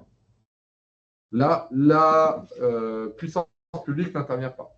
Donc, nous, pour les avions, si on est sur le domaine avion, nous avons évidemment à respecter toute une série de choses et à s'assurer qu'on dispose des certificats à l'origine, certificat de navigabilité, et du suivi régulier de la maintenance et de l'entretien avec le certificat d'examen de navigabilité, CDN-CEN. Voilà. Ah pardon, c'est exactement là-dessus, j'aurais dû vous mettre ça. La certification des machines, donc, c'est la DGAC qui délivre au départ un certificat de navigabilité. Éventuellement, il peut être restreint si on a construit soi-même son aéronef, soit parce qu'on l'a entièrement conçu, soit parce qu'on a acheté un kit. Il y a un certain nombre d'avions qui sont vendus en kit. On vous file l'intégralité des pièces, vous avez un superbe puzzle Ravensburger 10 000 pièces et vous assemblez ça. Ça vous coûte évidemment infiniment moins cher que d'acheter un avion tout construit, mais bon, il faut savoir faire. Voilà. Même si tout a été fourni par le constructeur. Donc lui, il peut éventuellement avoir un certificat de navigabilité restreint.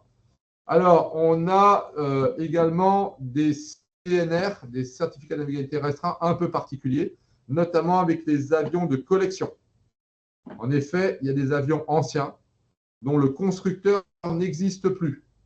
Donc, le constructeur n'est plus en mesure de suivre la navigabilité et de donner des consignes de navigabilité. Dans ce cas-là, l'avion est dit ce qu'on appelle orphelin.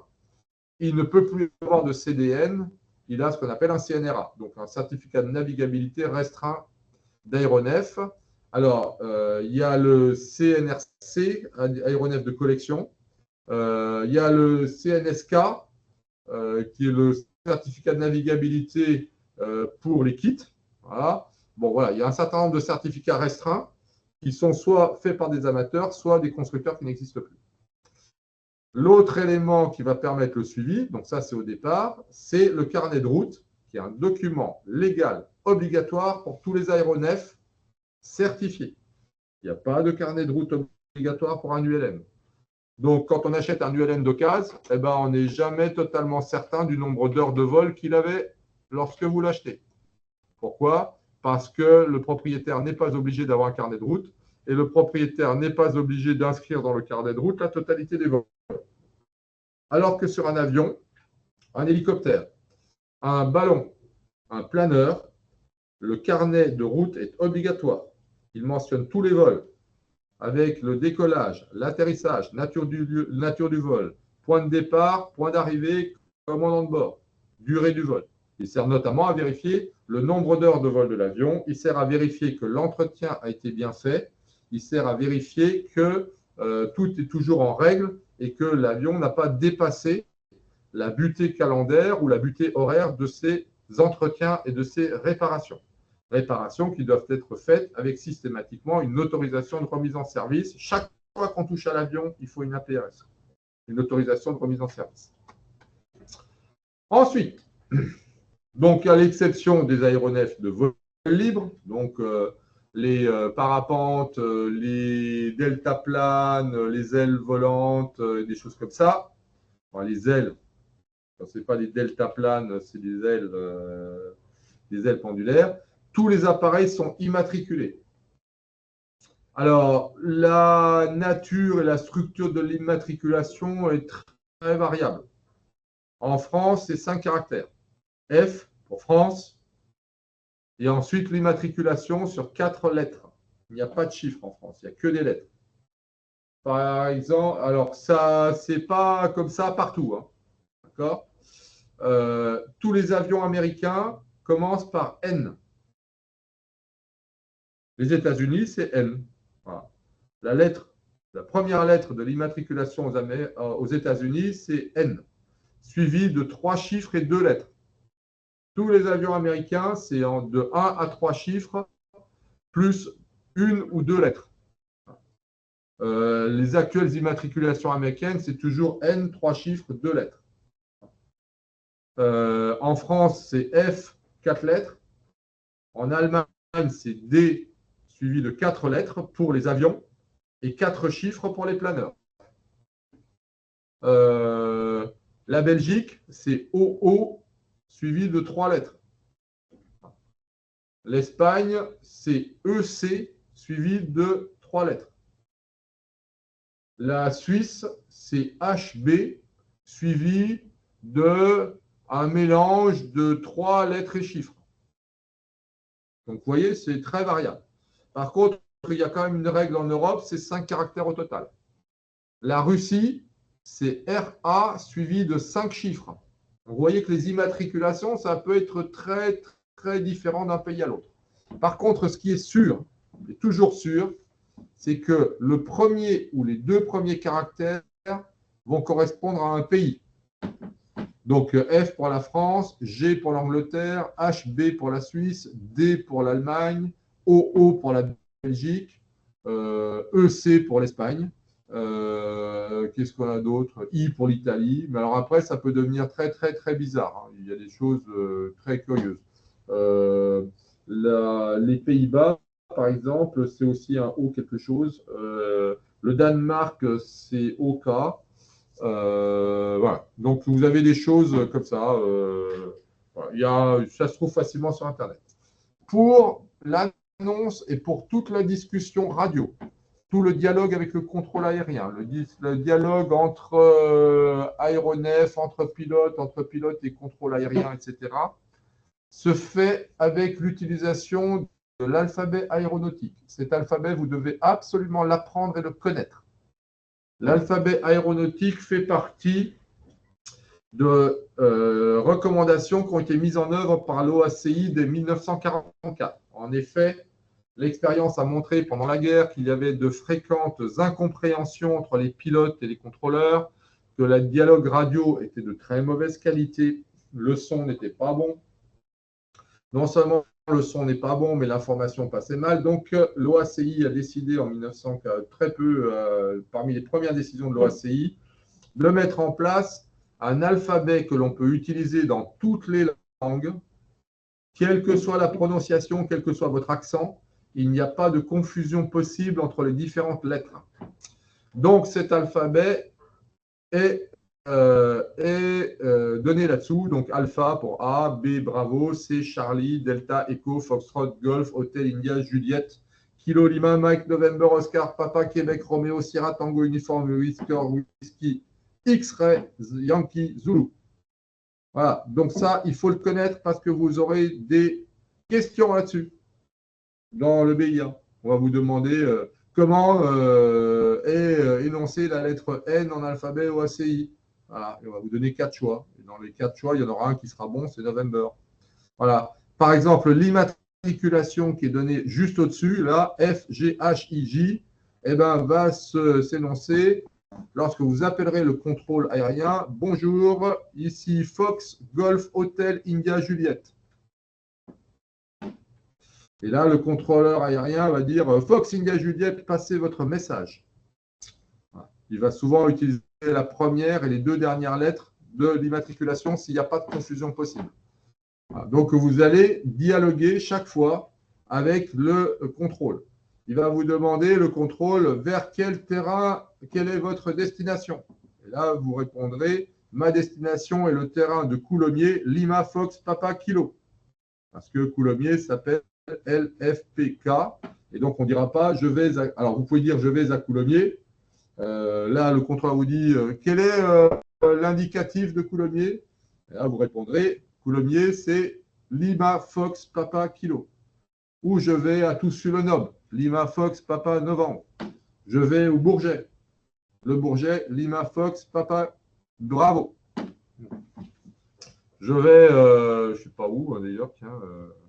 Je vais à Chamblay, à côté de Nancy. C'est Lima Fox Juliette Yankee. JY. Donc cet alphabet aéronautique, il faut absolument que vous l'appreniez et que vous le connaissiez parce qu'il figurera aussi bien, il sera utilisé aussi bien dans les questions au BIA pour vous donner un certain nombre d'informations ou vous aurez des questions sur comment se dit comment est transcrit le message suivant, voilà, et on vous demandera d'utiliser l'alphabet aéronautique. Alors, il y a encore un certain nombre de choses sur les certifications, les équipements et les aéronefs. Et on verra après la question des espaces, donc le troisième aspect. Hein, comme je vous l'ai dit, on a trois niveaux de réglementation. Les véhicules, les permis pour les véhicules et la nature des routes. Les autoroutes n'ont pas la même réglementation que les départementales. Eh bien, en aéronautique, pareil, les aéronefs, les licences et les espaces aériens. Alors, les espaces aériens, on les verra au prochain cours parce que c'est assez complexe. Si je veux aller de Cherbourg, Octeville à Brest, ben, je vais probablement avoir à survoler la mer. Est-ce que je dois être équipé spécifiquement? Oui. Si je reste au-dessus des terres, je n'ai pas besoin d'équipement spécifique. Mais si je veux aller au-dessus de la mer, je n'ai pas besoin d'équipement spécifique. Si en cas de panne, je peux revenir jusqu'à la terre. Grosso modo, si je suis à 1 km de la plage, mais à 1000 mètres d'altitude, ben, je n'ai aucun problème parce qu'avec une finesse 1, j'arrive jusqu'à la plage. Si je suis à 10 km de la côte et à 1000 mètres d'altitude, si j'ai une finesse 10, eh ben, c'est bon, j'arrive jusqu'à la plage. Mais si je suis à 10 km des côtes, si j'ai l'intention d'être à 10 km des côtes, mais que je suis qu'à 500 mètres au-dessus de la surface de l'eau, eh bien là, je ne peux pas revenir à la terre ferme. Je n'ai pas le droit de m'engager au-dessus de la mer sans équipement de sécurité. D'accord? Donc, la distance permettant, en cas de panne d'un moteur, d'atteindre la terre ferme. Okay? Et on vous demande d'avoir au maximum une finesse 15. Vous ne pouvez pas faire un survol maritime si vous n'avez pas au moins 15 de finesse. Sinon, il vous faut des équipements spéciaux. En cas de survol maritime, vous devez avoir un gilet de sauvetage pour chaque personne. Si votre survol maritime est de plus de 50 nautiques, si vous allez plus loin que 50 nautiques, là, non seulement, là, il vous faut obligatoirement des gilets, quelle que soit votre altitude. Et enfin, si vous allez à plus de 100 nautiques des côtes, vous devez en plus emporter un canot de sauvetage, de l'équipement de secours, une balise de détresse. Voilà, par exemple, des conditions d'équipement. Après, vous avez des conditions réglementaires qu'on verra plus tard. Vous devez obligatoirement, en cas de survol maritime, déposer un plan de vol, suivre des itinéraires prédéterminés et avoir un avion équipé avec des moyens radioélectriques permettant de suivre les itinéraires obligatoires. Ça veut dire qu'il faut que vous ayez dans l'aéronef un transpondeur. Un avion sans transpondeur, on a vu ça la semaine dernière avec les équipements radionavigation. Si vous n'avez pas de transpondeur, le contrôleur ne peut pas savoir où vous êtes. S'il ne peut pas savoir où vous êtes, il ne peut pas savoir à quel endroit l'aéronef a disparu. Et s'il ne peut pas savoir à quel endroit l'aéronef a disparu, il ne peut pas envoyer les secours. Rechercher les gens qui sont en train de faire trempette avec leur gilet de sauvetage ou les gens qui sont montés dans le canot de sauvetage. Voilà. Et donc, aïe,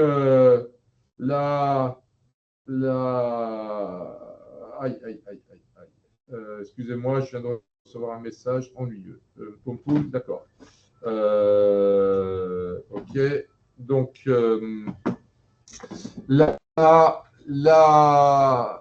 nécessité donc d'avoir les équipements est impératif pour pouvoir engager des survols maritimes importants. Vous avez comme ça également d'autres obligations réglementaires. Exemple,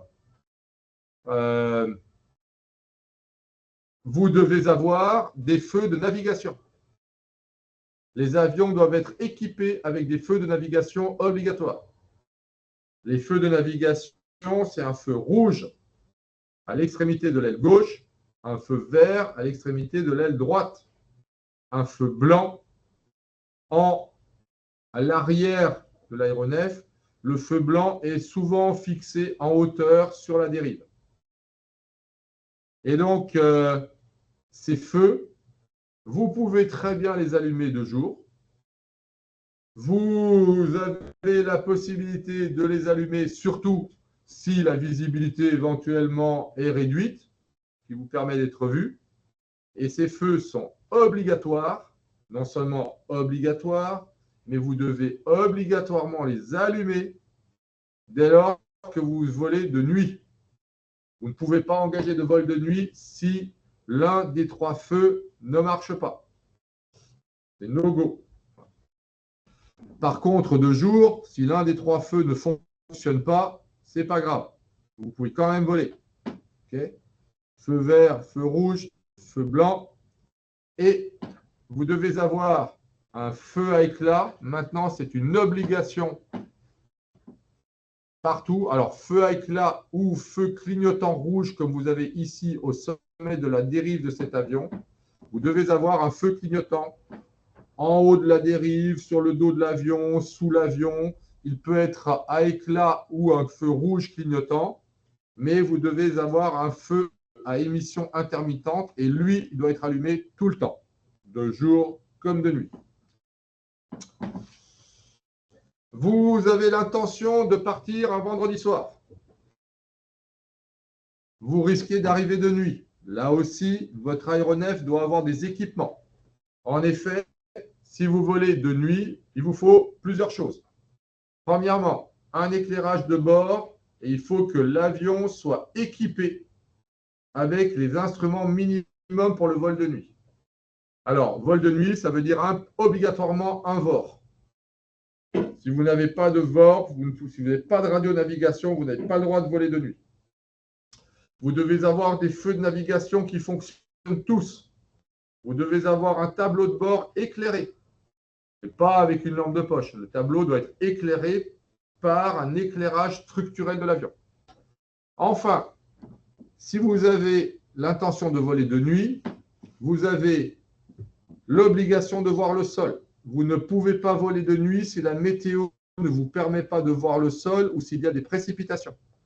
De nuit, vous n'avez pas le droit d'être au-dessus des nuages. Vous devez être obligatoirement en dessous des nuages. Et en dessous des nuages, vous devez avoir de façon continue, même s'il est tout noir, la vue du sol. Vous n'avez pas le droit de traverser des précipitations. Alors que de jour, vous traversez la pluie, vous traversez un grain, ce n'est pas un problème. Vous devez déposer un plan de vol obligatoirement, sauf si vous faites des tours, des ronds dans l'air autour du terrain.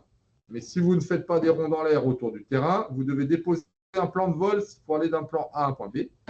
Dernier point, il faut absolument avoir la qualification vol de nuit.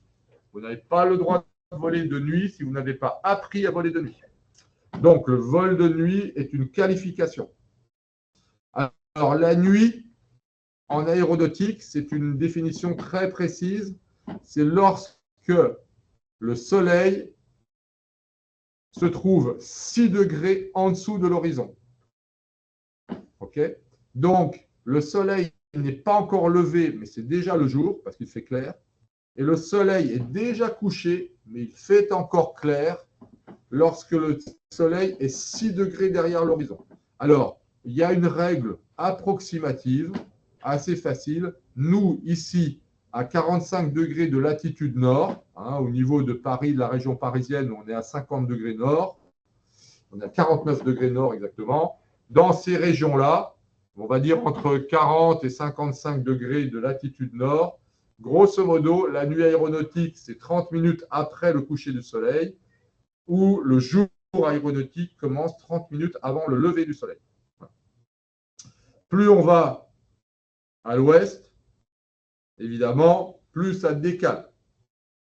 Donc la nuit aéronautique, ce n'est pas une nuit légale, c'est une nuit astronomique.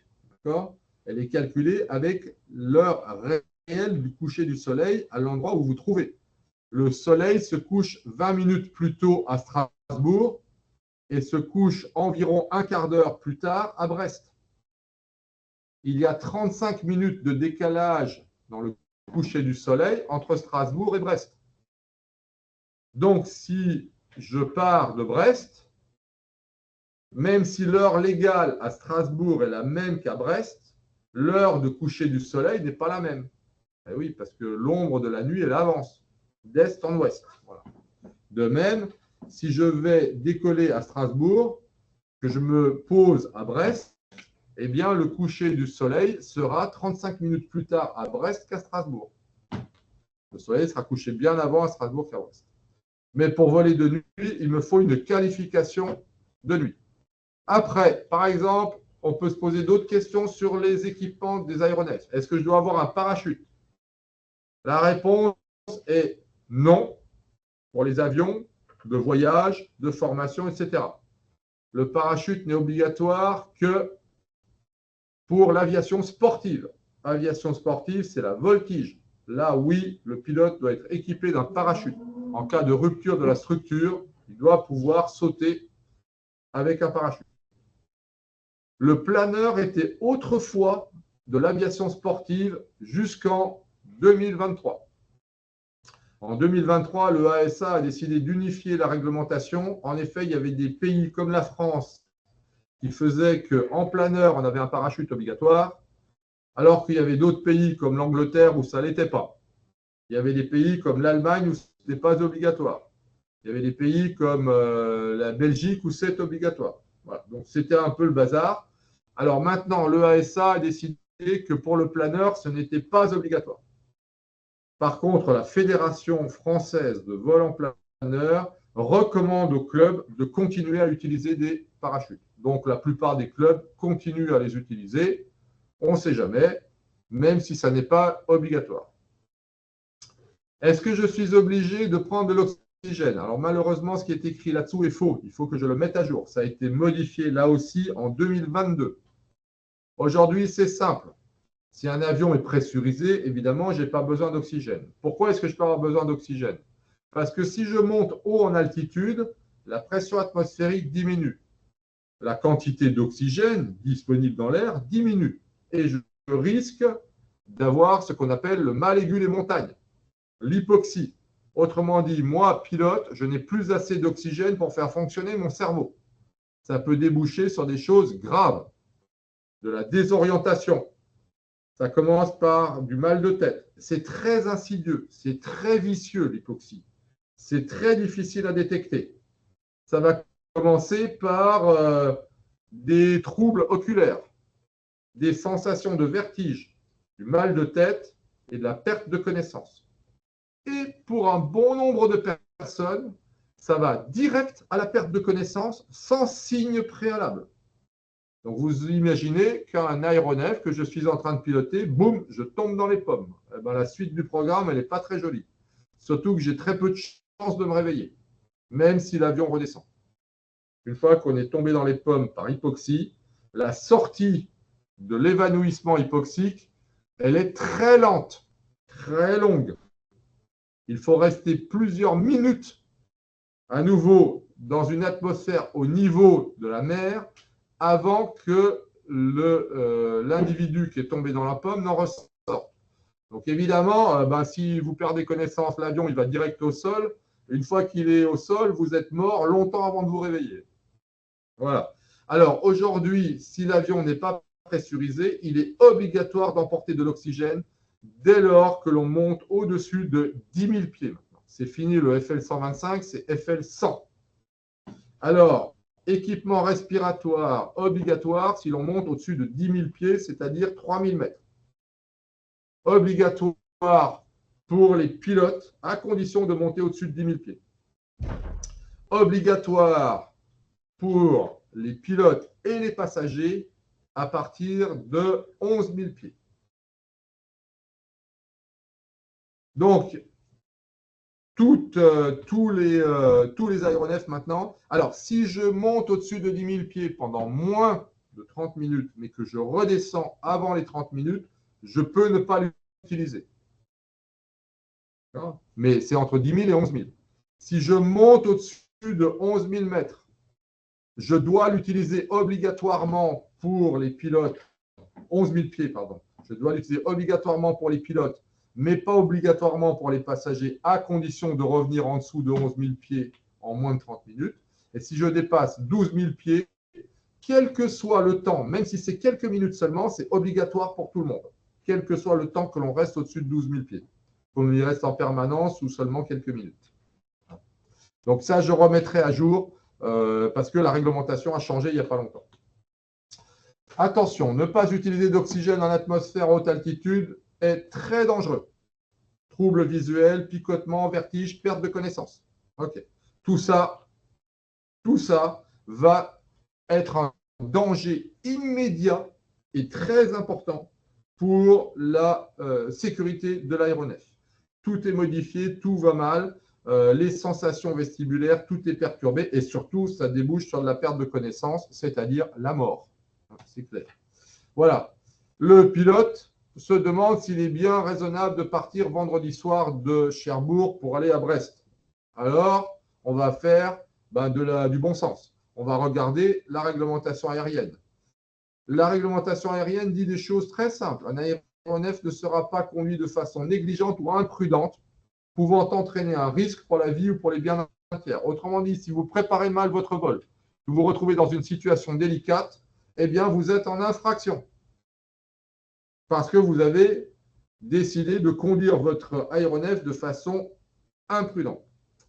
Nul ne pilotera un aéronef ou ne fera de fonction de membre d'équipage s'il n'est pas dans un état physique et psychique susceptible de conduire sa machine. Donc, s'il est sous l'influence de l'alcool, de narcotiques ou de stupéfiants. Attention, un simple sirop contre la toux, contenant par exemple de la codéine, donc qui est un antidouleur et un anti-inflammatoire, peut considérablement modifier vos perceptions, votre comportement, la vitesse à laquelle va tourner le cerveau. Donc, la prise de médicaments, même autorisée, même sur ordonnance, etc., peut vous rendre inapte à la conduite d'un aéronef. Donc, il faut être extrêmement prudent dans l'évaluation des risques et de votre capacité à conduire l'aéronef. Ça, c'est tout ce qui rentre dans la sécurité, les fameux facteurs humains. Tout membre d'équipage doit s'abstenir d'exercer ses fonctions dès lors qu'il ressent une déficience physique. Vous êtes malade comme un chien, vous avez mal dormi, vous êtes engueulé, votre banquier vous a engueulé parce que vous êtes en découvert, vous êtes totalement stressé, vous n'êtes pas en mesure de remplir des fonctions sereines de commandant de bord. Vous n'êtes pas en situation d'aptitude physique et mentale à conduire un aéronef. C'est ce qu'on appelle des facteurs humains. Vous pouvez vous retrouver dans des situations de fatigue, dans des situations de stress. Vous faites des erreurs de jugement, vous avez le cerveau qui tourne au ralenti, vous n'êtes pas en état de piloter un aéronef. Il faut donc être extrêmement vigilant, à la fois sur les conditions météorologiques, sur la capacité de l'équipage et sur la préparation du vol. Un point très important dans le facteur humain, c'est la vue. Tout le mouvement va se faire, la perception du mouvement va se faire par la vue. Vous voyez défiler le paysage, vous voyez défiler le sol, vous avez donc une appréciation de la vitesse. Mais l'oreille interne va percevoir les accélérations, notamment les accélérations verticales ou latérales. Mais la perception également va passer par la proprioception, c'est-à-dire la perception sur votre corps vos muscles et le poids qui va s'appliquer sur les différentes parties du corps.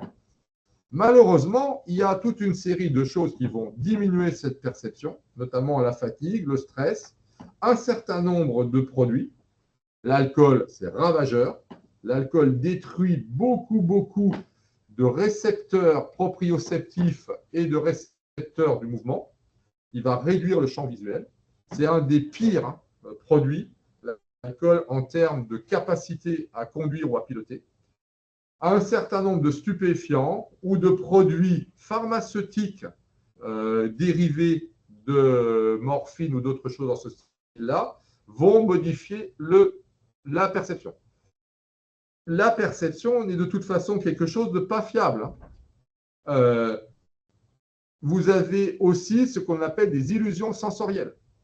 Par exemple, vous mettez l'avion en virage, eh bien, la perception de la vitesse par la vue va s'altérer, mais en même temps, comme vous avez un facteur de charge en virage, les muscles vont vous dire « Hey, on est en train d'accélérer », alors qu'en fait, pas du tout. Donc, les muscles et votre oreille, les muscles vont vous donner une impression qu'on accélère. L'oreille interne, comme vous avez un facteur de charge, va envoyer à votre cerveau l'information qu'on est en train de descendre, alors qu'en réalité, et la vue vous dit qu'on est en train d'accélérer, alors qu'en réalité, vous êtes en train de tirer sur le manche, que du coup, on a un facteur de charge qui augmente, la pression sur l'oreille interne augmente alors qu'on est en montée. Donc l'oreille vous dit on descend alors qu'on est en train de monter, et la vue vous donne comme information qu'on est en train de ralentir. Donc vous avez le cerveau qui reçoit 3 informations différentes et contradictoires.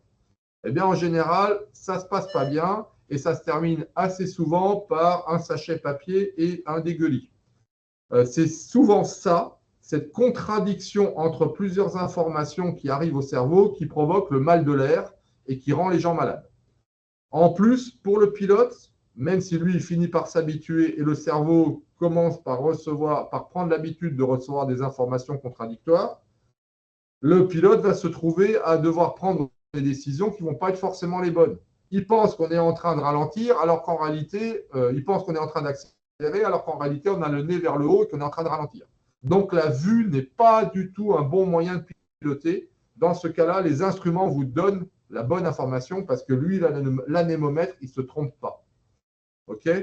De même, l'oreille interne qui vous dit ben, tout va bien, on est à plat, alors qu'en réalité, on est incliné et qu'on est en virage, ben, le conservateur de cap et la bille vont vous dire si on est en virage et si on est symétrique. Voilà.